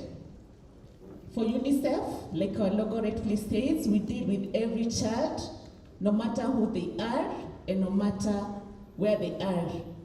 And for the Kenya Music Festival 2026, UNICEF is proud to support a theme on refugee inclusion. I know this could be potentially something new to some of us, but as you might already know, Kenya has ratified actually a number of legal instruments that ensure that we support refugees who are currently hosted within some of our counties like Turkana and Garissa, as well as some of the urban areas that we have in the country. UNICEF closely works with the Ministry of Education, with the Department of Refugee Services, with other minded UN agencies like the UNHCR to ensure that all children, including refugees and asylum seekers, are able to access education. And for us, for this year, we are happy to support this theme on refugee inclusion to ensure or to strengthen the understanding of refugee inclusion through an age-appropriate, child-centered, safe critic expression that is going to promote positive social norms, belonging, mutual respect, and social cohesion. As you might already know, Kenya in the recent times has already launched something we call the Shirika Plan that aims to ensure that refugees are socio-economically integrated within the Kenyan system, and that includes the Kenyan education system, because we all understand we have refugees within our schools. They learn together with our Kenyan children, we will commonly refer as host community children, and for there to be social cohesion, they have to be able to understand each other, to respect each other, and build those positive social norms. What do we aim for us in terms of the key messages for this year is advocating to ensure there is learning together, schools being used as shared spaces where both refugees and host community learners are able to learn together and coexist, dignity and belonging in ensuring that every child has a value, has an identity, has a sense of belonging beyond the label of either being Kenyan, of either being refugee, or beyond their circumstances. Unity in diversity, cultural diversity, because these people come from various cultures, and also considering the Kenyan culture to enhance creative expression and contribute to quality, originality, and richness of artistic performance, coexistence, and mutual respect, to ensure that there is peaceful interaction with those within those learning spaces, cooperation, which are all essential for the aspirations of these young people. Then also issues to do with children voices, that every individual child is able to express themselves, express their experiences of inclusion, identity, and belonging through positive, age-appropriate, and child-centered approaches. Then lastly, talent development in ensuring inclusive participation of all learners to promote that creativity, and that all talents are able to be identified and nurtured for all learners, regardless of whether refugee or host community. What's the scope that UNICEF intends to support during this year's Kenya Music Festival? For UNICEF, we intend to support 3 categories in junior school, all to be presented in English, a chorus set, a solo set, as well as a cultural dance around the key messaging that we've highlighted. Our call to action, that children are able to express themselves, to express their values of inclusion, of respect, of belonging through creative and positive artistic performance. Schools should be promoted to be safe, supportive, and inclusive environments, so both refugees and host communities beyond any labels. For teachers, for trainers, and adjudicators here, that is that application of existing standards fairly and professionally, and supporting dignity and constructive feedback for all learners. Then again, for communities, like KICD also mentioned, in terms of the linkage between the school and the communities, that communities are able to promote peaceful coexistence and shared participation in cultural and creative activities for all learners, regardless whether refugee or host community. And then lastly, for all educational partners, to continue strengthening that inclusive participation within the national education and co-curricular system. Thank you. Let us appreciate Madam.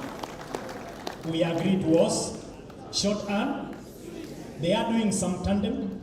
So I will allow next Madam Leila Odhiambo, manager in charge of nutrition. Welcome to also make it short and sweet. We shall appreciate all of them at the end of it.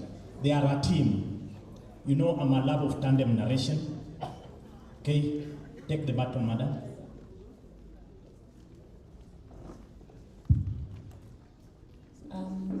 Good afternoon. Good afternoon, everyone, all protocols observed. My name is Olivia Gutu. I also work with UNICEF in the nutrition section. So, as my colleague Sarah has highlighted, UNICEF is sponsoring. Also, we are sponsoring a theme on nutrition. So, 3 themes in the primary section, 2 choral verse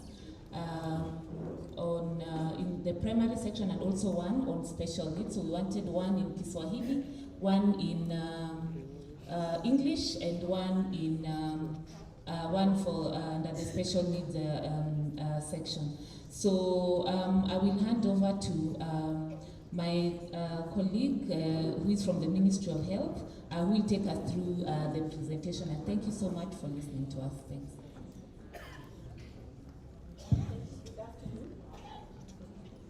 Good afternoon. So I'm Leila Odhiambo from the Ministry of Health.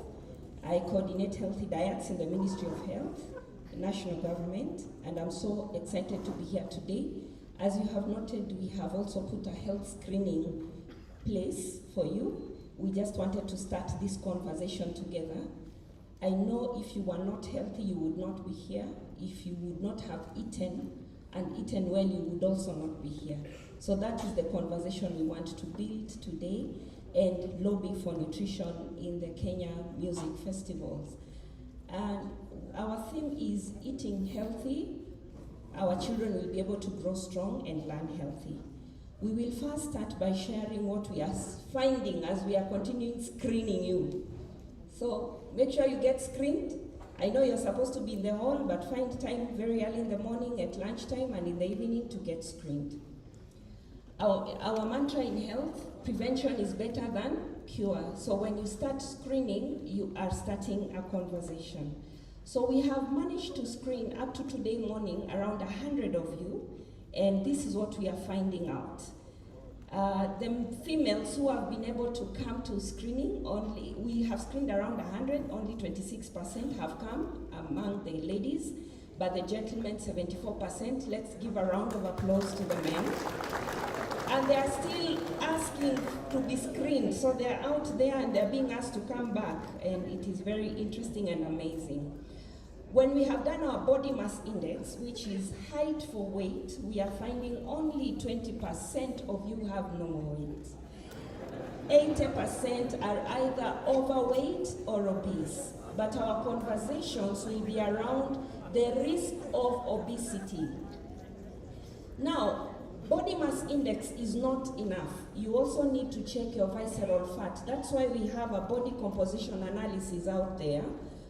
Beyond taking your height and weight, we also use that machine to look at your fat mass, your bone mass, and your muscle mass. Your muscle mass should be okay, but when you have high fat mass, it is a risk. So you can have normal BMI, but your fat mass is high.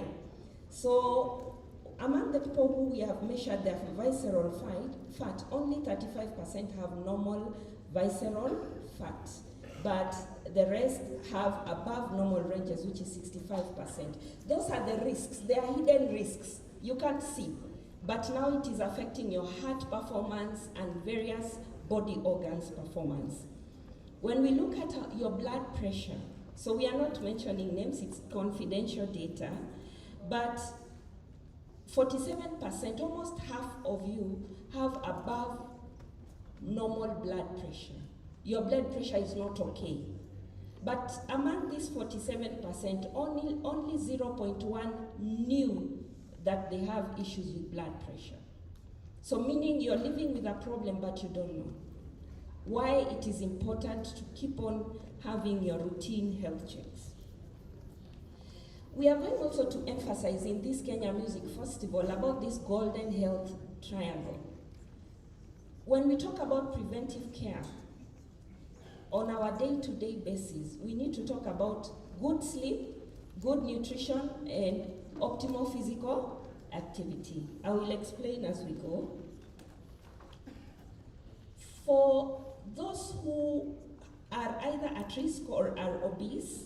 These are the risk factors. When you have obesity, there is a risk for heart disease, you are at risk for hypertension, you are at risk of stroke, you are at risk of diabetes, and some cancers, including breast cancer, prostate, kidney, and colon cancer, and also osteoarthritis. Most of you are struggling even with walking because of arthritis.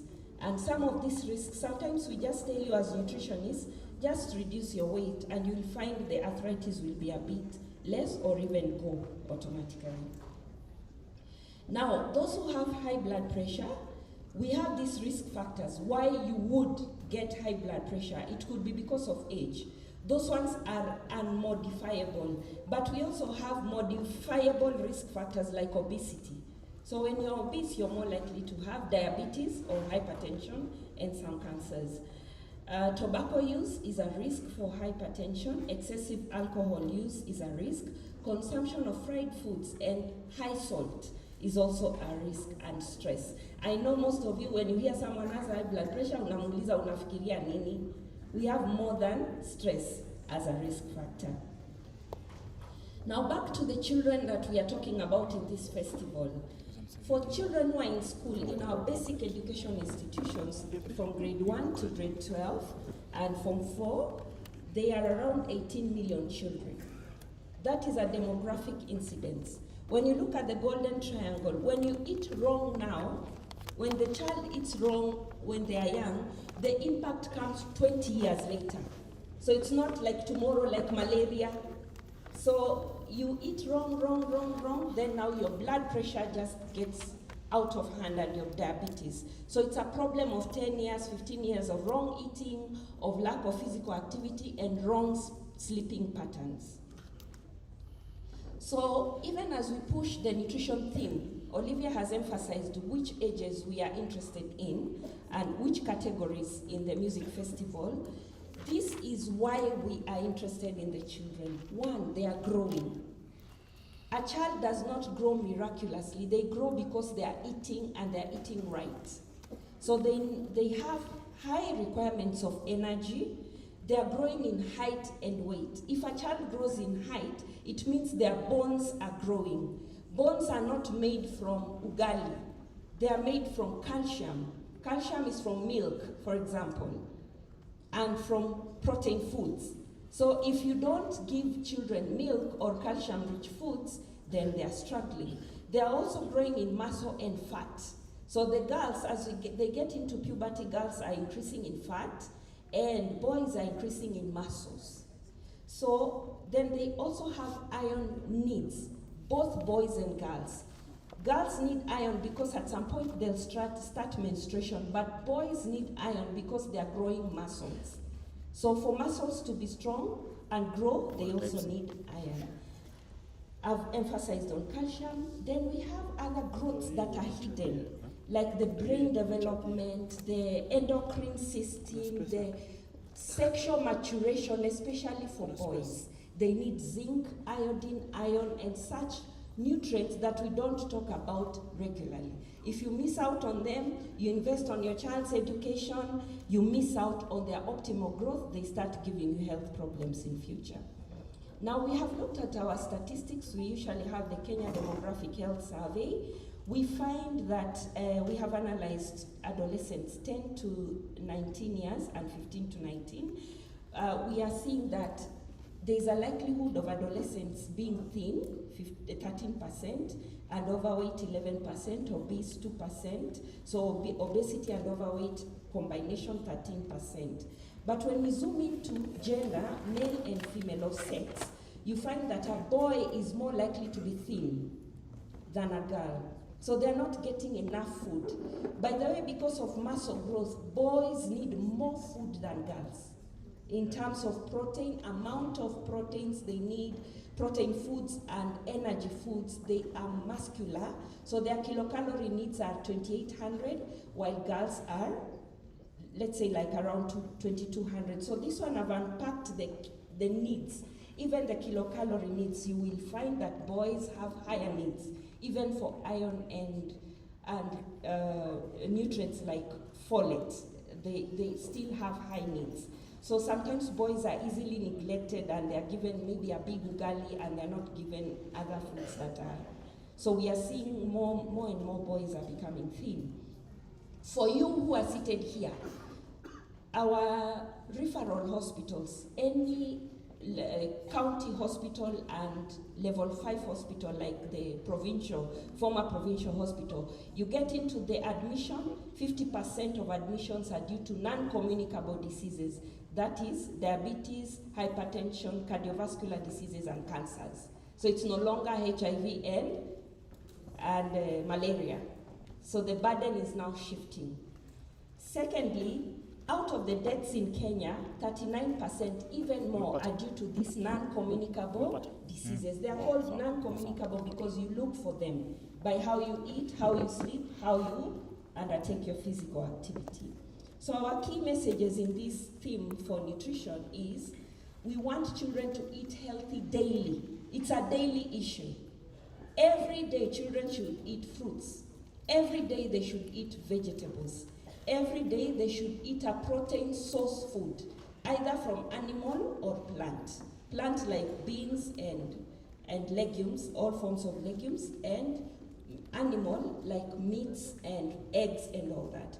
They need to drink milk daily. They need to drink milk daily. I will emphasize that. They also need starchy foods that give them energy. That's the first message. The second message that we are pushing in this theme is that children need a healthy breakfast. Unfortunately, Kenya's education system is pushing education without thinking of any other factor in the children's life. So you find they get into school very early and they leave very late and they're not eating healthy. So you get good grades, but they end up being very unhealthy. So they need a good breakfast, which has to have a protein source food, either an egg or something, but at least a protein source food. This improves alertness, because the reason why we are all here is for children to perform better. So good nutrition will improve alertness, learning ability, concentration, and performance even in the music festival, but also optimizes their growth. The other message, very important, is the emphasis around avoiding highly processed foods. Foods high in sugar. Now, highly processed is, for example, you remove the cover of the maize and you just remain with the starchy part of it, and then you now add other things. That's highly processed. So we want minimally processed foods. Foods high in sugar, foods high in salt, food high in fat. All those are risk factors even for you. So are you eating healthy yourself so that you reduce the risk of overweight, obesity, for children, tooth decay, poor growth and development, and diseases like diabetes and hypertension? The other key message, we want to highlight the benefit of healthy eating to the optimal performance, I've emphasized that, and emphasize the collective role of you decision makers for the optimal eating and health of our children. You have a role as schools, as governments, as communities, as parents. Children eat at home or in school. If you keep them more than 4 hours, you have to give them food. Look for how they will eat and eat healthy if you are keeping them in school. They need to consume a variety of nutritious foods that are locally acceptable, not foreign foods. The other message we're emphasizing, promoting the Kenyan's rich culture, which Kenya Music Festival promotes. So even as the writers will write around this theme, we are also promoting indigenous nutritious foods, edible insects, African leafy vegetables. You're not introducing your children to African vegetables when they are small. At 6 months, they should be introduced to these vegetables. Also traditional healthy cooking, like fermentation. Very healthy because it improves the good bacteria in the stomach. Sprouting of grains. Traditionally, we would sprout our millets and our sorghum. That is very healthy and improves the condition of the stomach. Fish, mushrooms, we have stopped eating oboba and all those things. They are healthy, but we have stopped eating them. Smoked fish, aliyah, we are not eating them anymore. Those are the ones we also want you to promote in the theme. We also want this music festival to target food and beverage companies and say they need to be responsible in terms of promoting unhealthy foods high in fat, sugar, and salt. There is irresponsible marketing. Even during the festival, you find you're financed heavily by these companies and spoiling your own nutrition and health. So we need that promotion of children's rights in this theme. How physically active should you be? For children, it should be 60 straight minutes of physical activity, but in between they should not sit more than 1 to 2 hours in class. They should wake up and do something else. So, not sitting long hours, changing math with physical PE lesson with maths. Those are wrong things. And Japan is investing in different things. You think math is the last thing. Eh? So sit less, move more. Sit less, move more. Sit less, move more. Frequency for you, minimum 3 times a week of physical activity, but at least up to 5 times a week. You need to have moderate and vigorous intensity activity, even for yourself and for the children. Vigorous intensity, something that will make your heart pump. Every day or every other day, do it for yourself. And minimum per session, 20 to 30 minutes per session, minimum. But if you're overweight or obese, more. The type, aerobic. I know my time is almost up. For sleep, our school-age children, 6 to 13 years, need to sleep 9 hours minimum. Our teenagers, 8 hours minimum.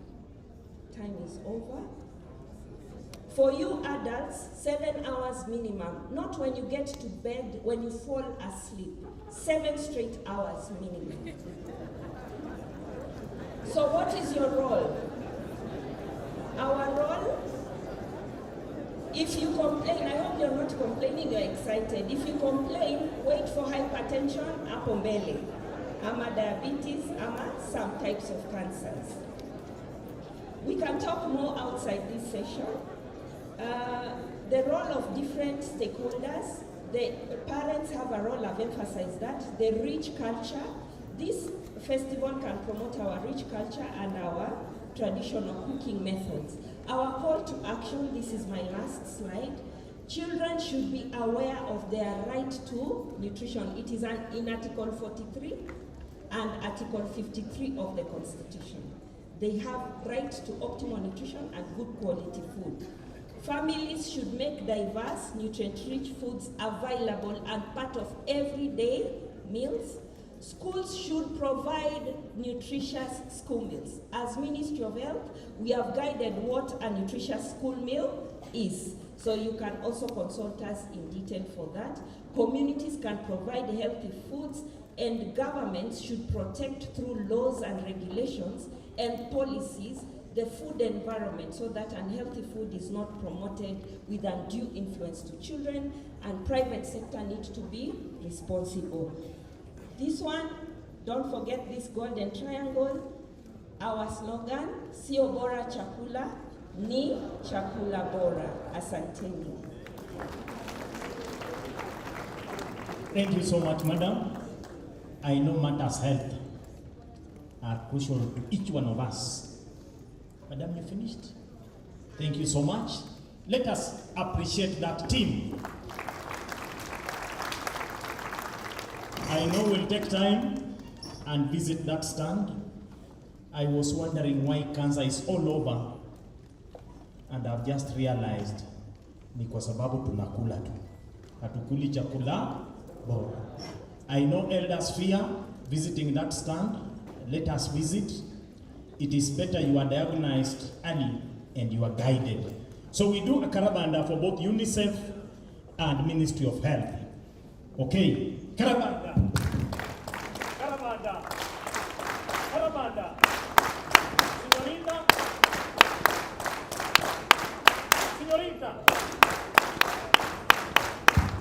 Thank you so much.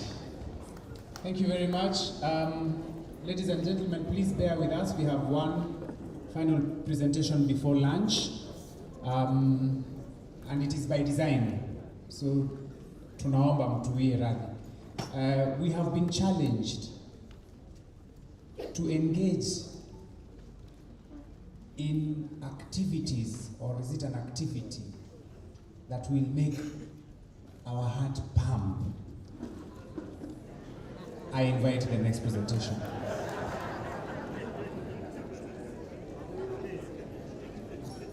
Okay, good afternoon, colleagues. I have the pleasure of chairing Madam Mary Kiuma. Madam Mary Kiuma is from the Communications Authority of Kenya. She works for the Communications Authority of Kenya as an acting principal officer, public awareness and empowerment in the competition management, consumer protection and corporate communications department. Madam Mary Kiuma participates in the consumer awareness and empowerment programs at the authority, where the KMF is anchored. Communication authorities are our partners. She is passionate about the child online protection and safety program in the authority. She's going to take us through promoting safe use of the internet, promoting appropriate online behavior, avoiding online vices, and identifying genuine mobile phones. So as we welcome Madam Mary Kiuma, I ask you to give her the special needs clap. Kimya kimya tu. Welcome, Madam Mary Kiuma.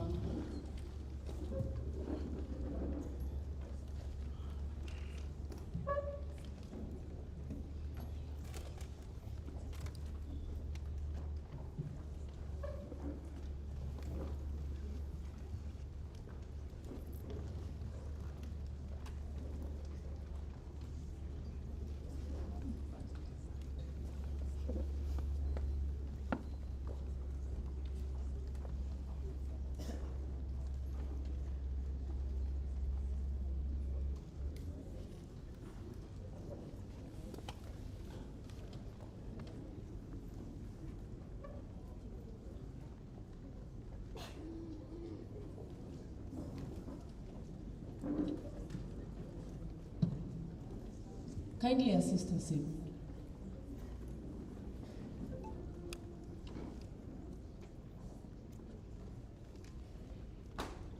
Good afternoon. Let me just repeat my name. My name is Mary Kiuma, and it's always a privilege to be part of the Kenya Music Festival and to come and tell you what the Communications Authority of Kenya does and our expectations as partners in the Kenya Music Festival. As the chair has already said, I have a passion for child online protection. The other day, in my church where I fellowship, I was asked to talk to the ladies, and what I told them is that I'm going to talk to them about what I do in my day-to-day life and what puts bread on my table, or what I do so that I earn a living, and that's on child online protection. And I took them through the child online protection and they were like, wow, you mean that's what happens to our children?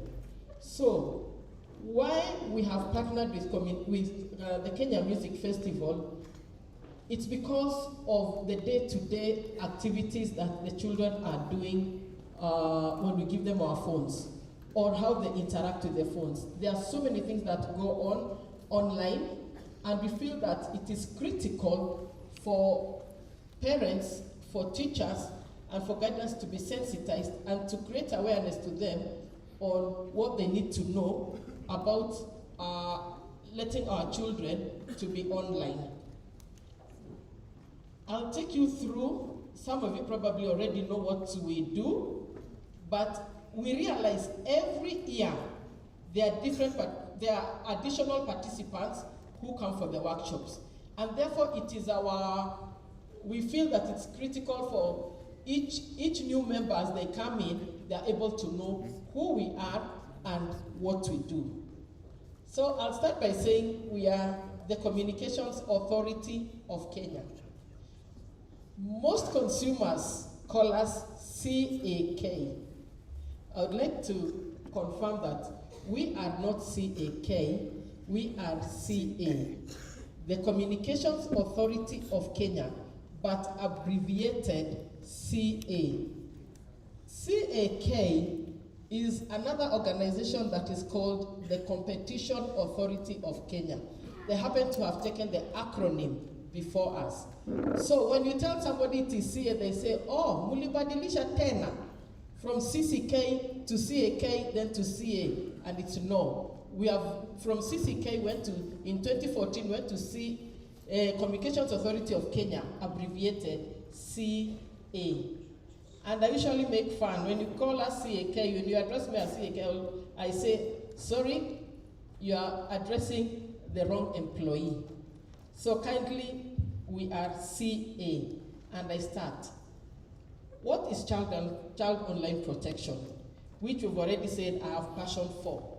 And we say this child online protection, which is abbreviated as COP, refers to a holistic approach that is a response to all potential risks and harms that children and young people may encounter while online.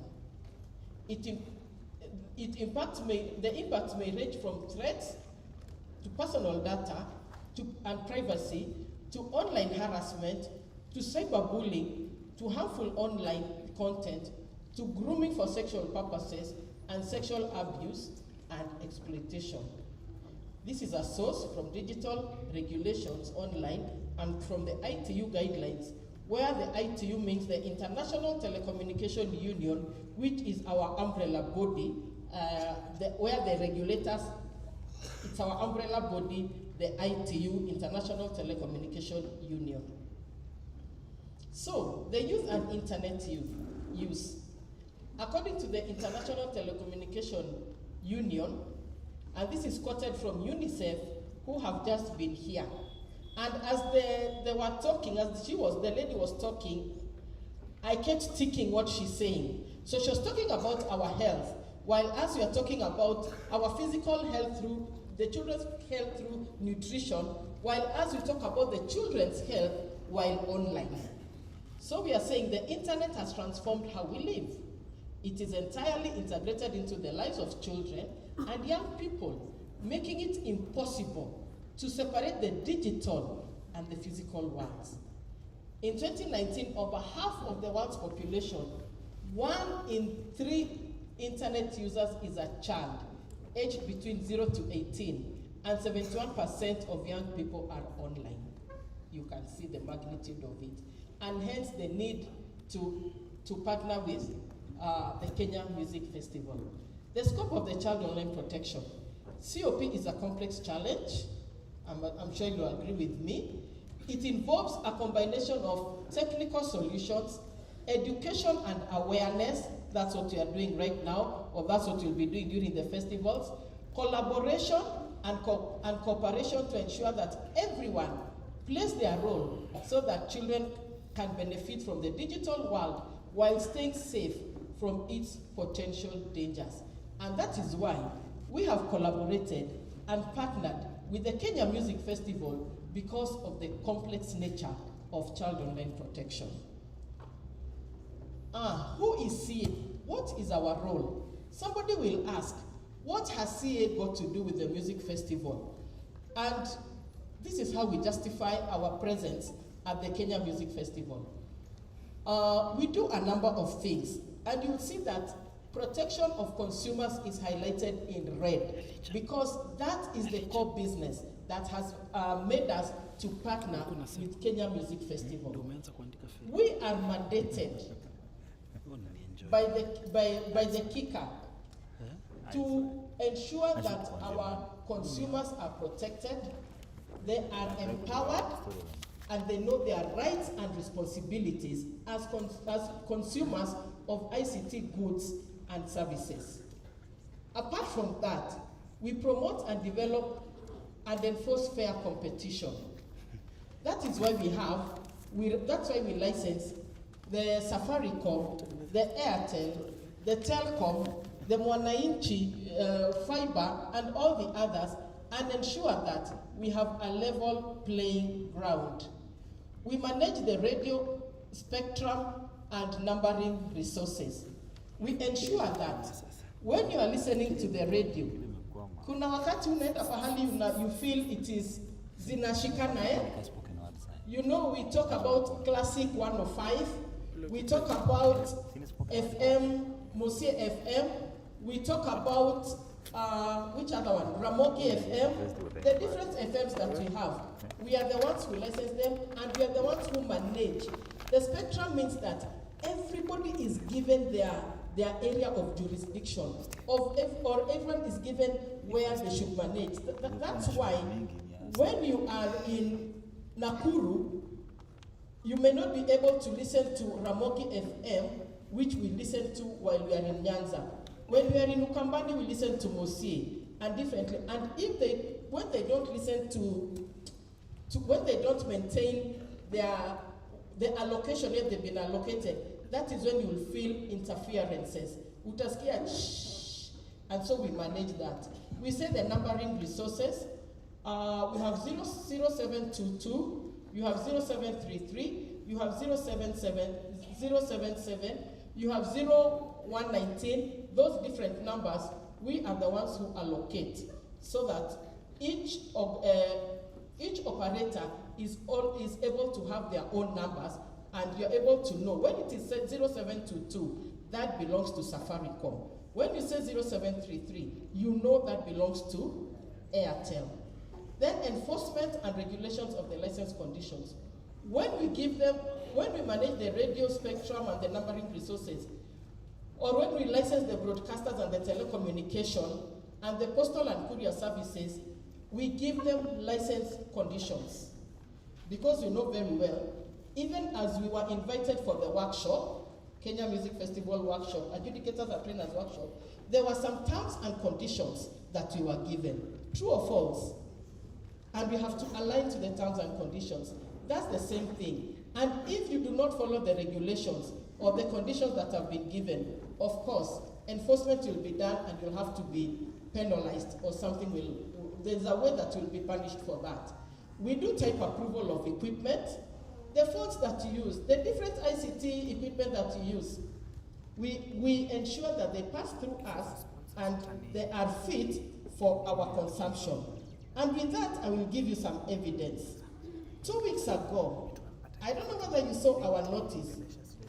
We do public notices, and in February, early February, on the 10th of February, we had a public notice on sale of non-type approved mobile phones in Kenya. I don't know whether you saw that. I have it here. It's a public notice. It's on our website. It was in the newspapers. It was on our social media platforms. And what you are telling our consumers, which is you and me, and that's why we've put in red. I've just told you we are mandated to ensure that our consumers are protected, empowered, and they know their rights and responsibilities. And we highlighted some phones that you are not supposed to buy. I don't know whether you saw that. I will share this with Kenya Music Festival. And one of the phones, there were actually 7 phones, which you are saying that kindly do not buy them, because if you buy them, they are not, they've not gone through CA, and CA has not type approved them fit to be in the market. That's what we do. We do the universal access to ensure that all the citizens of Kenya, whether you are in Mandera, whether you are in Wajir, whether you are in Nakuru, whether you are in Turkana up there, you have access to communication, you have access to the ICT services. And for that reason, we have the Universal Service Fund, because we realize that Safaricom, Airtel, Telcom are in business. Utaweka duka yako penye haitanunuliwa? Huwezi, si ndio? Hata shule, hutaweza kuput up a school for those who have private schools where there are no students, or where the teachers will not accept to come because it's a hardship area. Why? Because you are in business.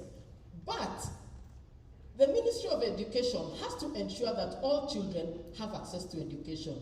Likewise to the Communications Authority of Kenya. We have, it's our responsibility to ensure that all consumers in Kenya, all citizens in Kenya have access to communication services. And for that reason, we have the Universal Service Fund, which takes care of the unserved and underserved areas. So you will see masts in those areas that are underserved, and those are courtesy of Communications Authority of Kenya. We do the regulations of the broadcasting, I'll go faster. We do the licensing of communication services, which I've already highlighted to that. And red is why we are here today. See areas of focus, policy and legislative measures. We are under the KICD, 1998, that is what formed us. Kenya Information Communication Act, 1998. Under the National ICT Policy, the National Action of Plan. Awareness creation. We undertake campaigns, outreach activities, like now I'm doing outreach, information development and dissemination, and disseminating information and creating awareness to you. And even when we come to the Kenya Music Festivals in Kibabii, we set up a tent to ensure that we reach out to the teachers, to the parents, and to the children who will be participating. We do capacity building and online child online protection under the Afrauti program. I don't know, how many have attended our program? Afrauti. You are missing out kindly. Please talk to me. We have a very nice program on child online protection. It runs for 4 months, for 1 month, 4 weeks. Every Tuesday and Thursday. It is very, very informative. Kindly talk to me so that we are able to join you to the program. Then we do regulatory measures, development of industry guidelines, which we launched last year. And then we do the national survey and research and survey. Currently, we are undertaking a national survey with the University of Nairobi, because we realize when we are doing our child online program, we usually look at other countries. We look at what ITU has done. But now we realize we need local data. We need local information. We need to know the child in Kenya, what are they going through while they are online? And for that reason, we are currently doing a survey with the University of Nairobi that we are calling the National Survey on Child Online Protection in Kenya. We do partnerships and collaborations, and for that reason, we have partnered with Kenya Music Festival. So 2026 Kenya Music Festival thematic areas are, our main theme is productive use of the internet and online safety, staying safe online, and staying safe and online etiquette, building a positive digital identity, click smart, stay safe, and identify genuine mobile phones. I've just told you about the phones.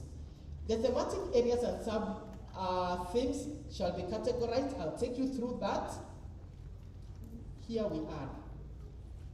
We started partnering with the Kenya Music Festival in 2018. That's how many years ago? 18, 19, 20, 21, 23, 24, 25. This is our 8th year.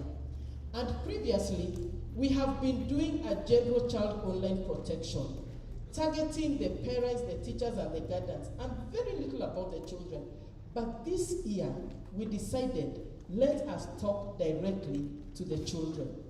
And what informs that is because when we started, when we launched the Child Online Protection Program in 2015, that is, this is our 11th year, phase 1 was targeting the children, the parents, teachers, and the guardians. Because we were saying that if the parents are not aware of what the children are going through, or the risks and vulnerables that are online, how will they be able to guide the children, or their students when they go online? And for that reason, our slogan at that time was, be the cop. Be the cop. And the cop, we know the cop wale tunakutananga nao kwa barabara, si ndio? Ama ukienda kuripoti wizi. It's somebody with a kofia, somebody with a rungu, and somebody in uniform. And what is their role? To ensure that you are safe, to ensure that you are protected, to ensure that you are doing the right thing. And our first one was saying, parents, teachers, guardians, please be the cop for the children. Ensure they are safe when they are online. We ran that program phase 1 from 2015 to 2021.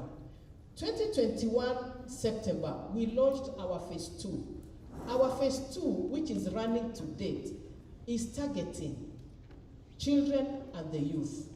And we changed our slogan. And our slogan now is, because now we are targeting the children and the youth, they are saying, after we create awareness, after we take them through, they are able to say, huwezi tucheza, tuko cyber smart. So they are aware when they are being groomed, they are aware when they are being impersonified, they are aware when they are being cyberbullied, they are aware when they are going to sites that are not right for them. And therefore, you may see the slogan, our mascot down there, it's children. I don't know if it's visible. And we are talking about all children. It's all inclusive. The girls, the boys, and the children who are PWDs.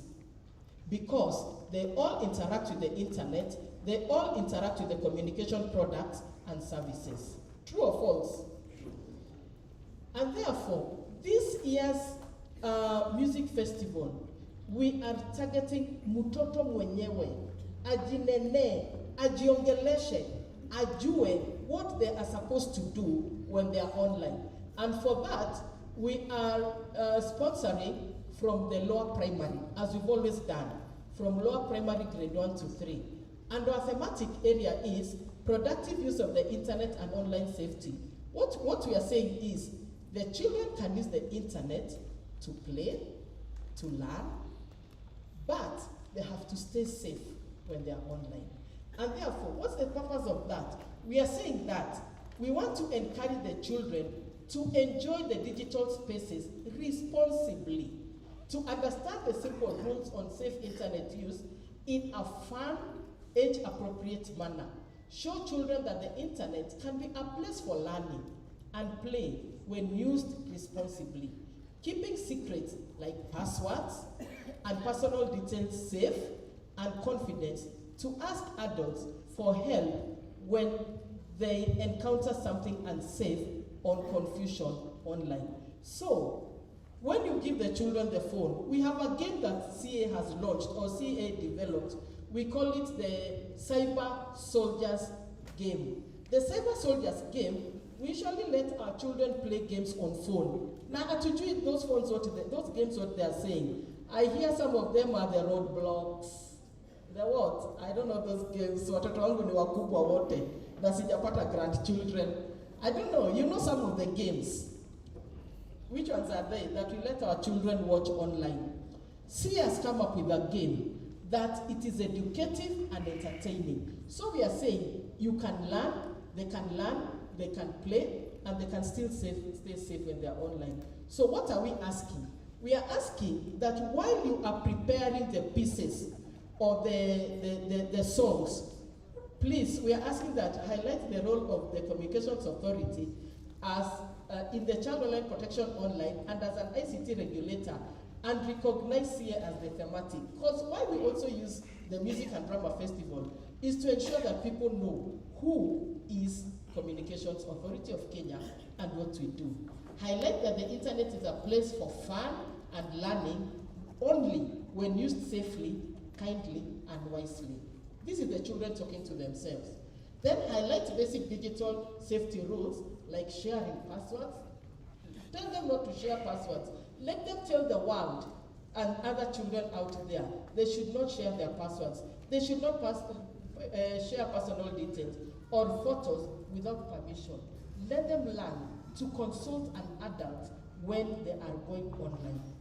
Then highlight the fact that cyberbullying can cause real harm and that children should always be kind and report cyberbullying. You will realize that I am insisting on reporting. Then highlight the need to balance. Thank you, UNICEF. I've just said they're talking about health, and as you're talking about, let the children know the balance of screen time, online activities with outdoor play, family time, and friendship. We realize that some of our children have become addicted to the phone, addicted to the computer, addicted to the internet. We are saying no. As UNICEF is talking about the health of food, as you're talking about the online health, kindly let our children be safe.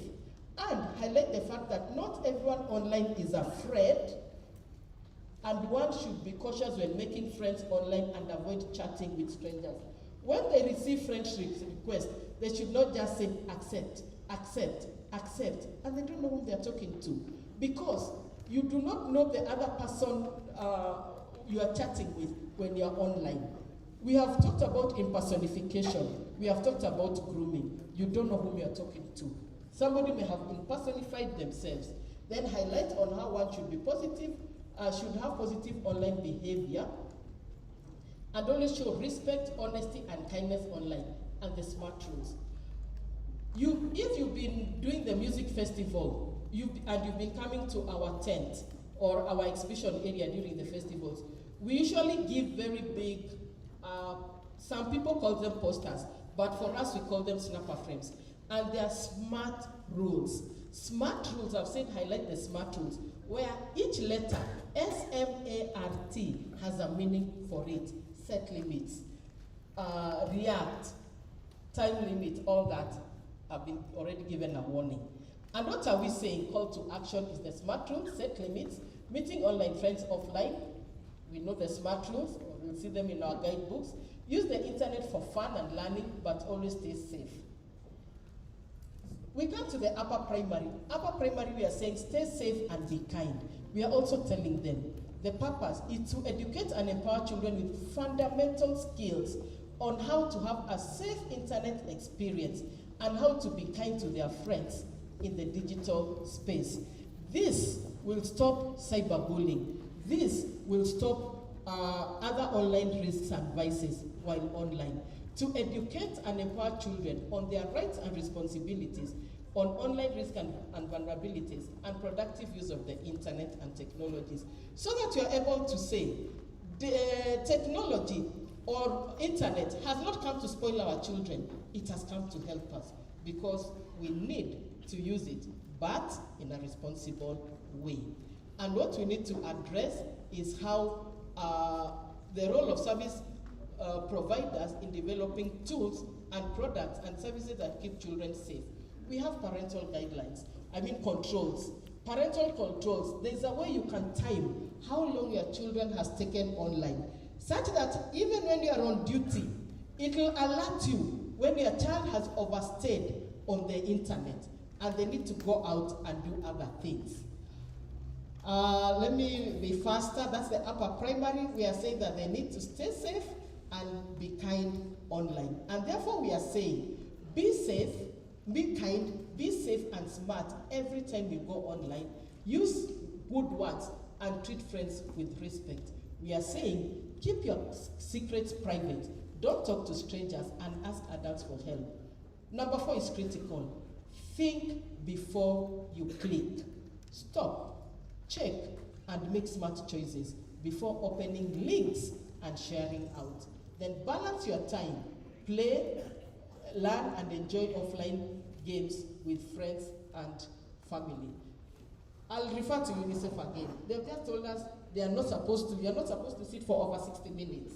Go out. We are also saying the same. Don't let the children, or we should not allow our children to be on the internet for a long period. Let's have balance in the screen and going out to play.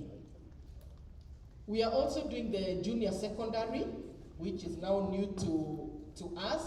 We are saying building a positive digital identity. We are saying that these children need to know that the internet does not forget.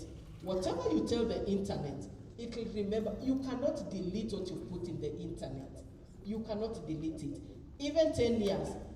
UNICEF has said something about 15 years. That is when you will realize if you feed your children with poor nutrition now, it will reflect 15 years after. We are saying the same. The children might post funny things or wrong things in the internet now when they are children, but it may follow them when they are adults and when they are working. I don't know whether we were with you. We were here last year when I gave the story of a boy who lost a job or who lost an interview because of what he had posted when he was a teenager.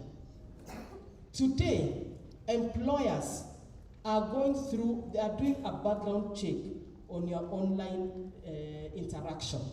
Let's tell our children. They may say they are children or think they are posting now they are children. It may catch up with them when they are adults and when they are looking for jobs because of the background check when it will be done. And they'll be found. They were cyberbullied, they were grooming other people, they were posting wrong things in the internet. Kindly, let's alert our children about that. Alert where children can seek emotional support and help from trusted adults and recognized service providers. We have partnered with counselors, we have partnered with psychologists, so that our children may not go into depression because wamechongoloa kwa simu ama kwa internet, they've been cyberbullied and now they've gone under depression, or they have withdrawn from the internet, and yet today we are talking about technology and digital is everything. I'm being very fast. We are also going to sponsor the senior school, and the senior school we are telling them also, click smart, stay safe. Before you click, what are you sending out? What are you clicking? That clicking send, that clicking share, that clicking, what else do we click for? Whatever, please, we are asking them, think before you do that. I've already given the example, and we are saying we want as well to equip young people with knowledge and values for safe, responsible, and creative digital engagement. I don't know which speaker spoke in the morning or yesterday and talked about, we now do monitoring digital use. So we are asking them that be creative because this can be a monitoring tool for them. Now senior school, you've just said that. So the purpose for this, I need to read this, that Kenya envisions a future of digital access for all, ensuring everyone, regardless of background or abilities, I've talked about PWDs, can fully engage in the digital economy and society. This thematic area seeks to encourage children to produce powerful, high quality, and authentic online content. Today, all children are trying to get into the content creation. What they are on TikTok to show that to do some content creation. We are telling them that they need to be responsible when they are doing all that.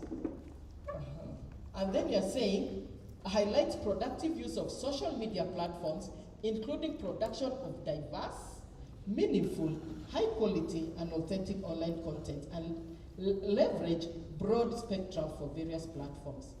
Here we are saying that highlight the opportunities in the digital economy and society.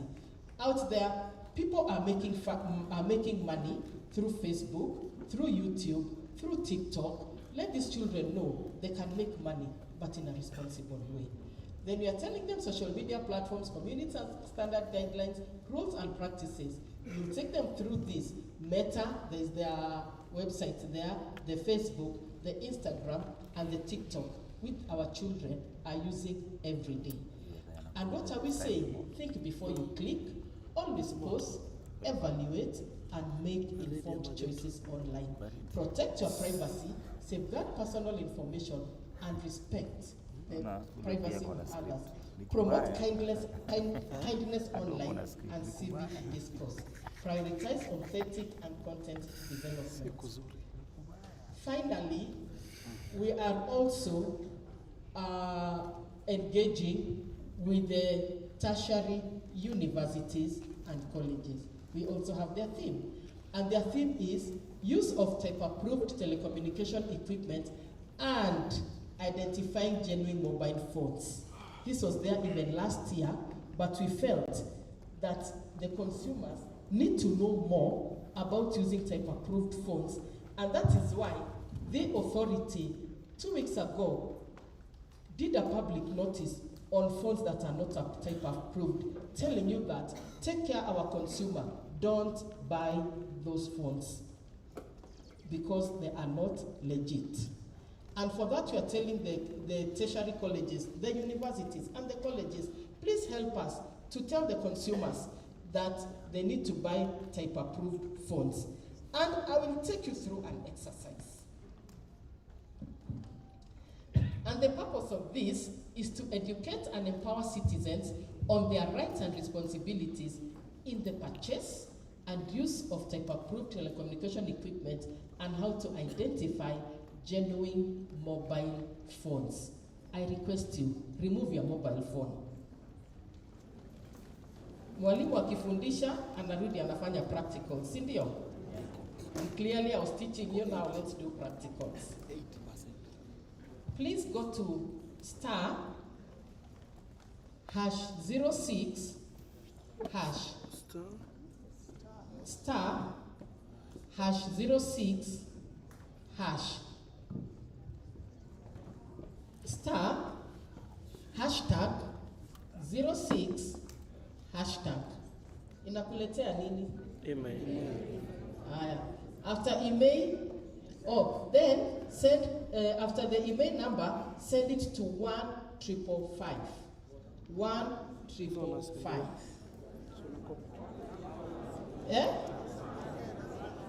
Inasema nini? Copy. Sorry? Yeah. *#06#. Then an email.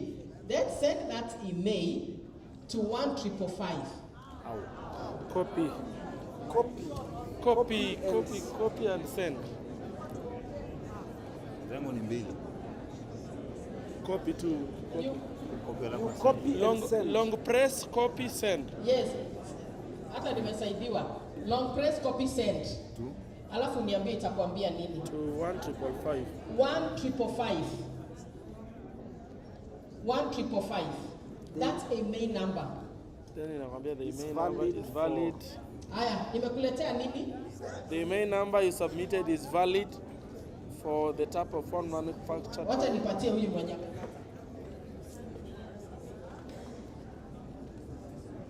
The email number you submitted is valid for Renault 8 T4G manufactured by Oppo. That's a genuine phone.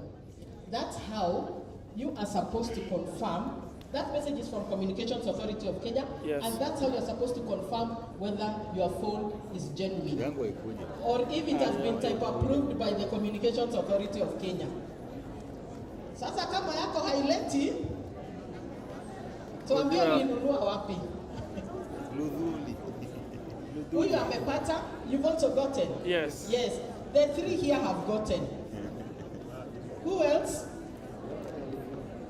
Aya. Please. Many consumers do not know that.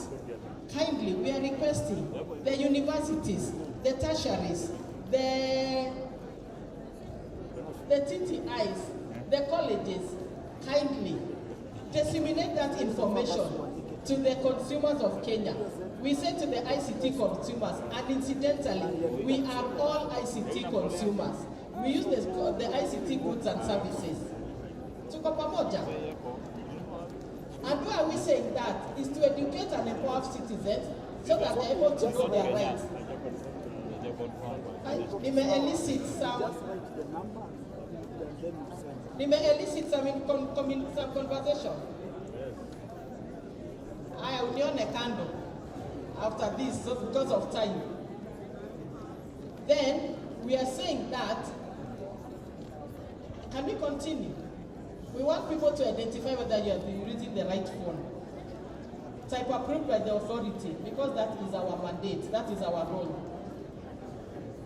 Allow me to continue. We are saying, in execution of its type approved mandate, the authority ensures that all communication terminals, network equipment, communication equipment, wireless communication equipment, and radio communication equipment intended for connection to access to or working with public communication networks in Kenya for the transmission, processing, or reception of information prior to use, duly submitted to and approved or accepted by the authority in accordance with the applicable regulatory requirements.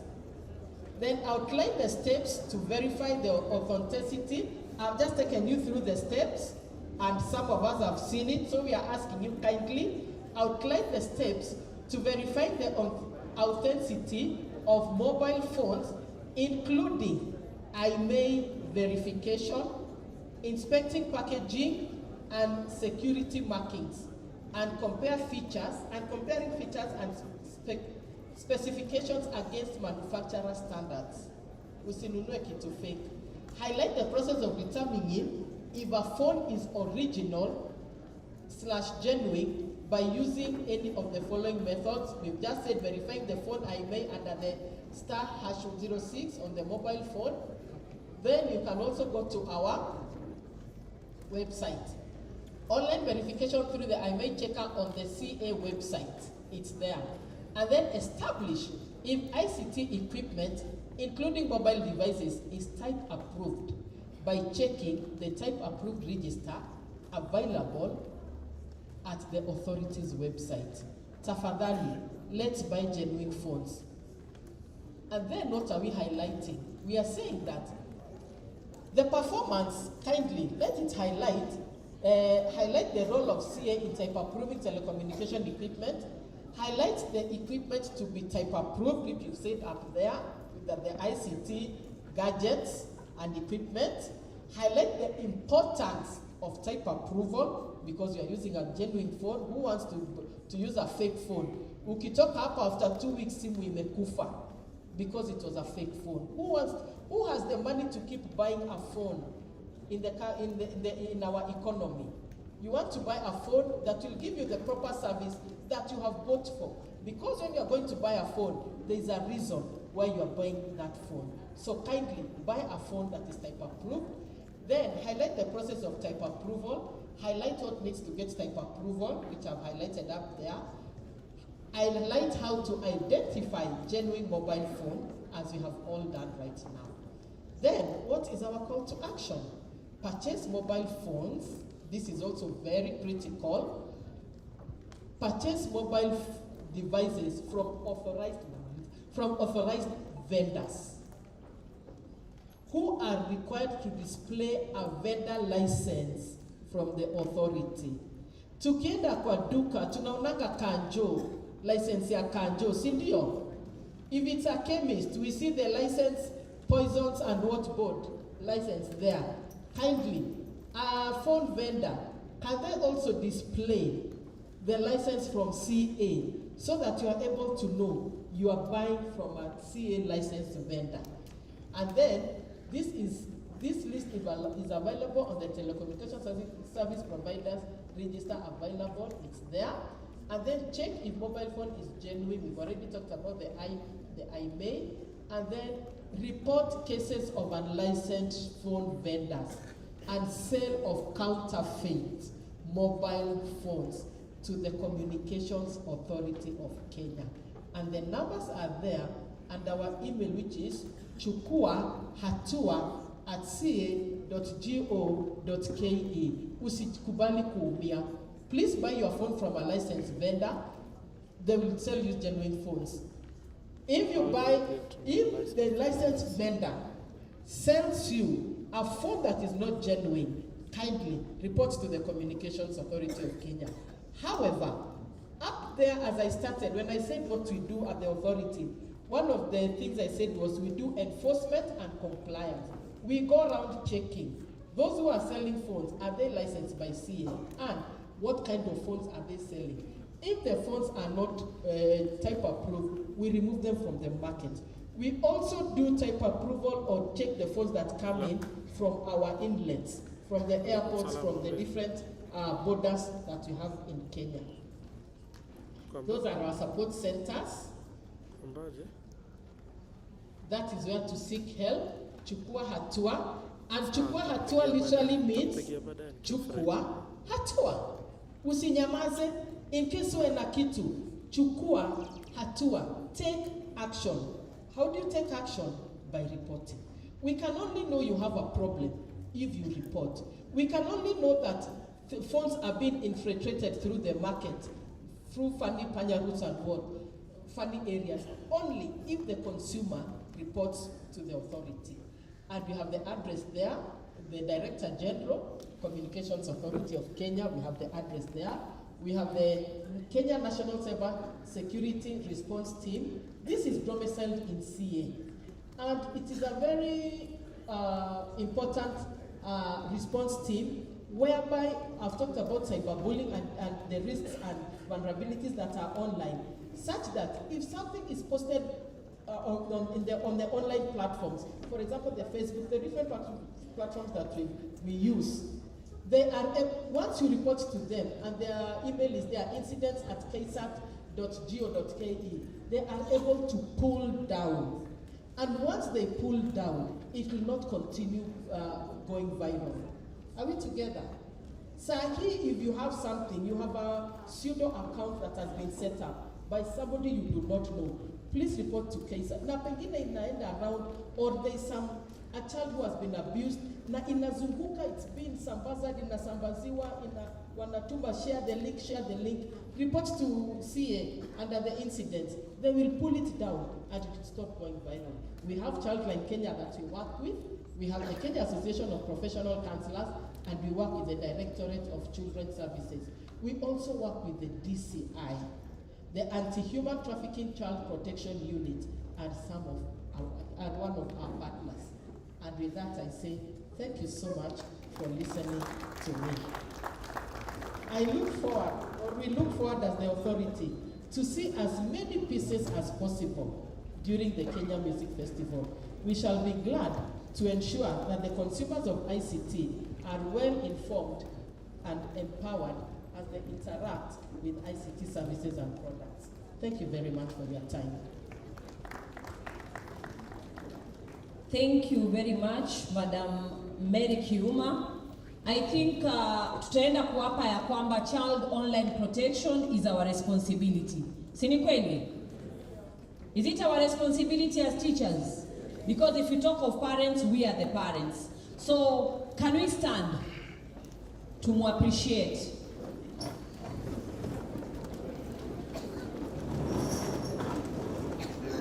We are going to appreciate her using a slogan, child online protection is our responsibility. This is child in sign language. Sign for me, child. Child. Then we go online. Online. The middle finger. Online.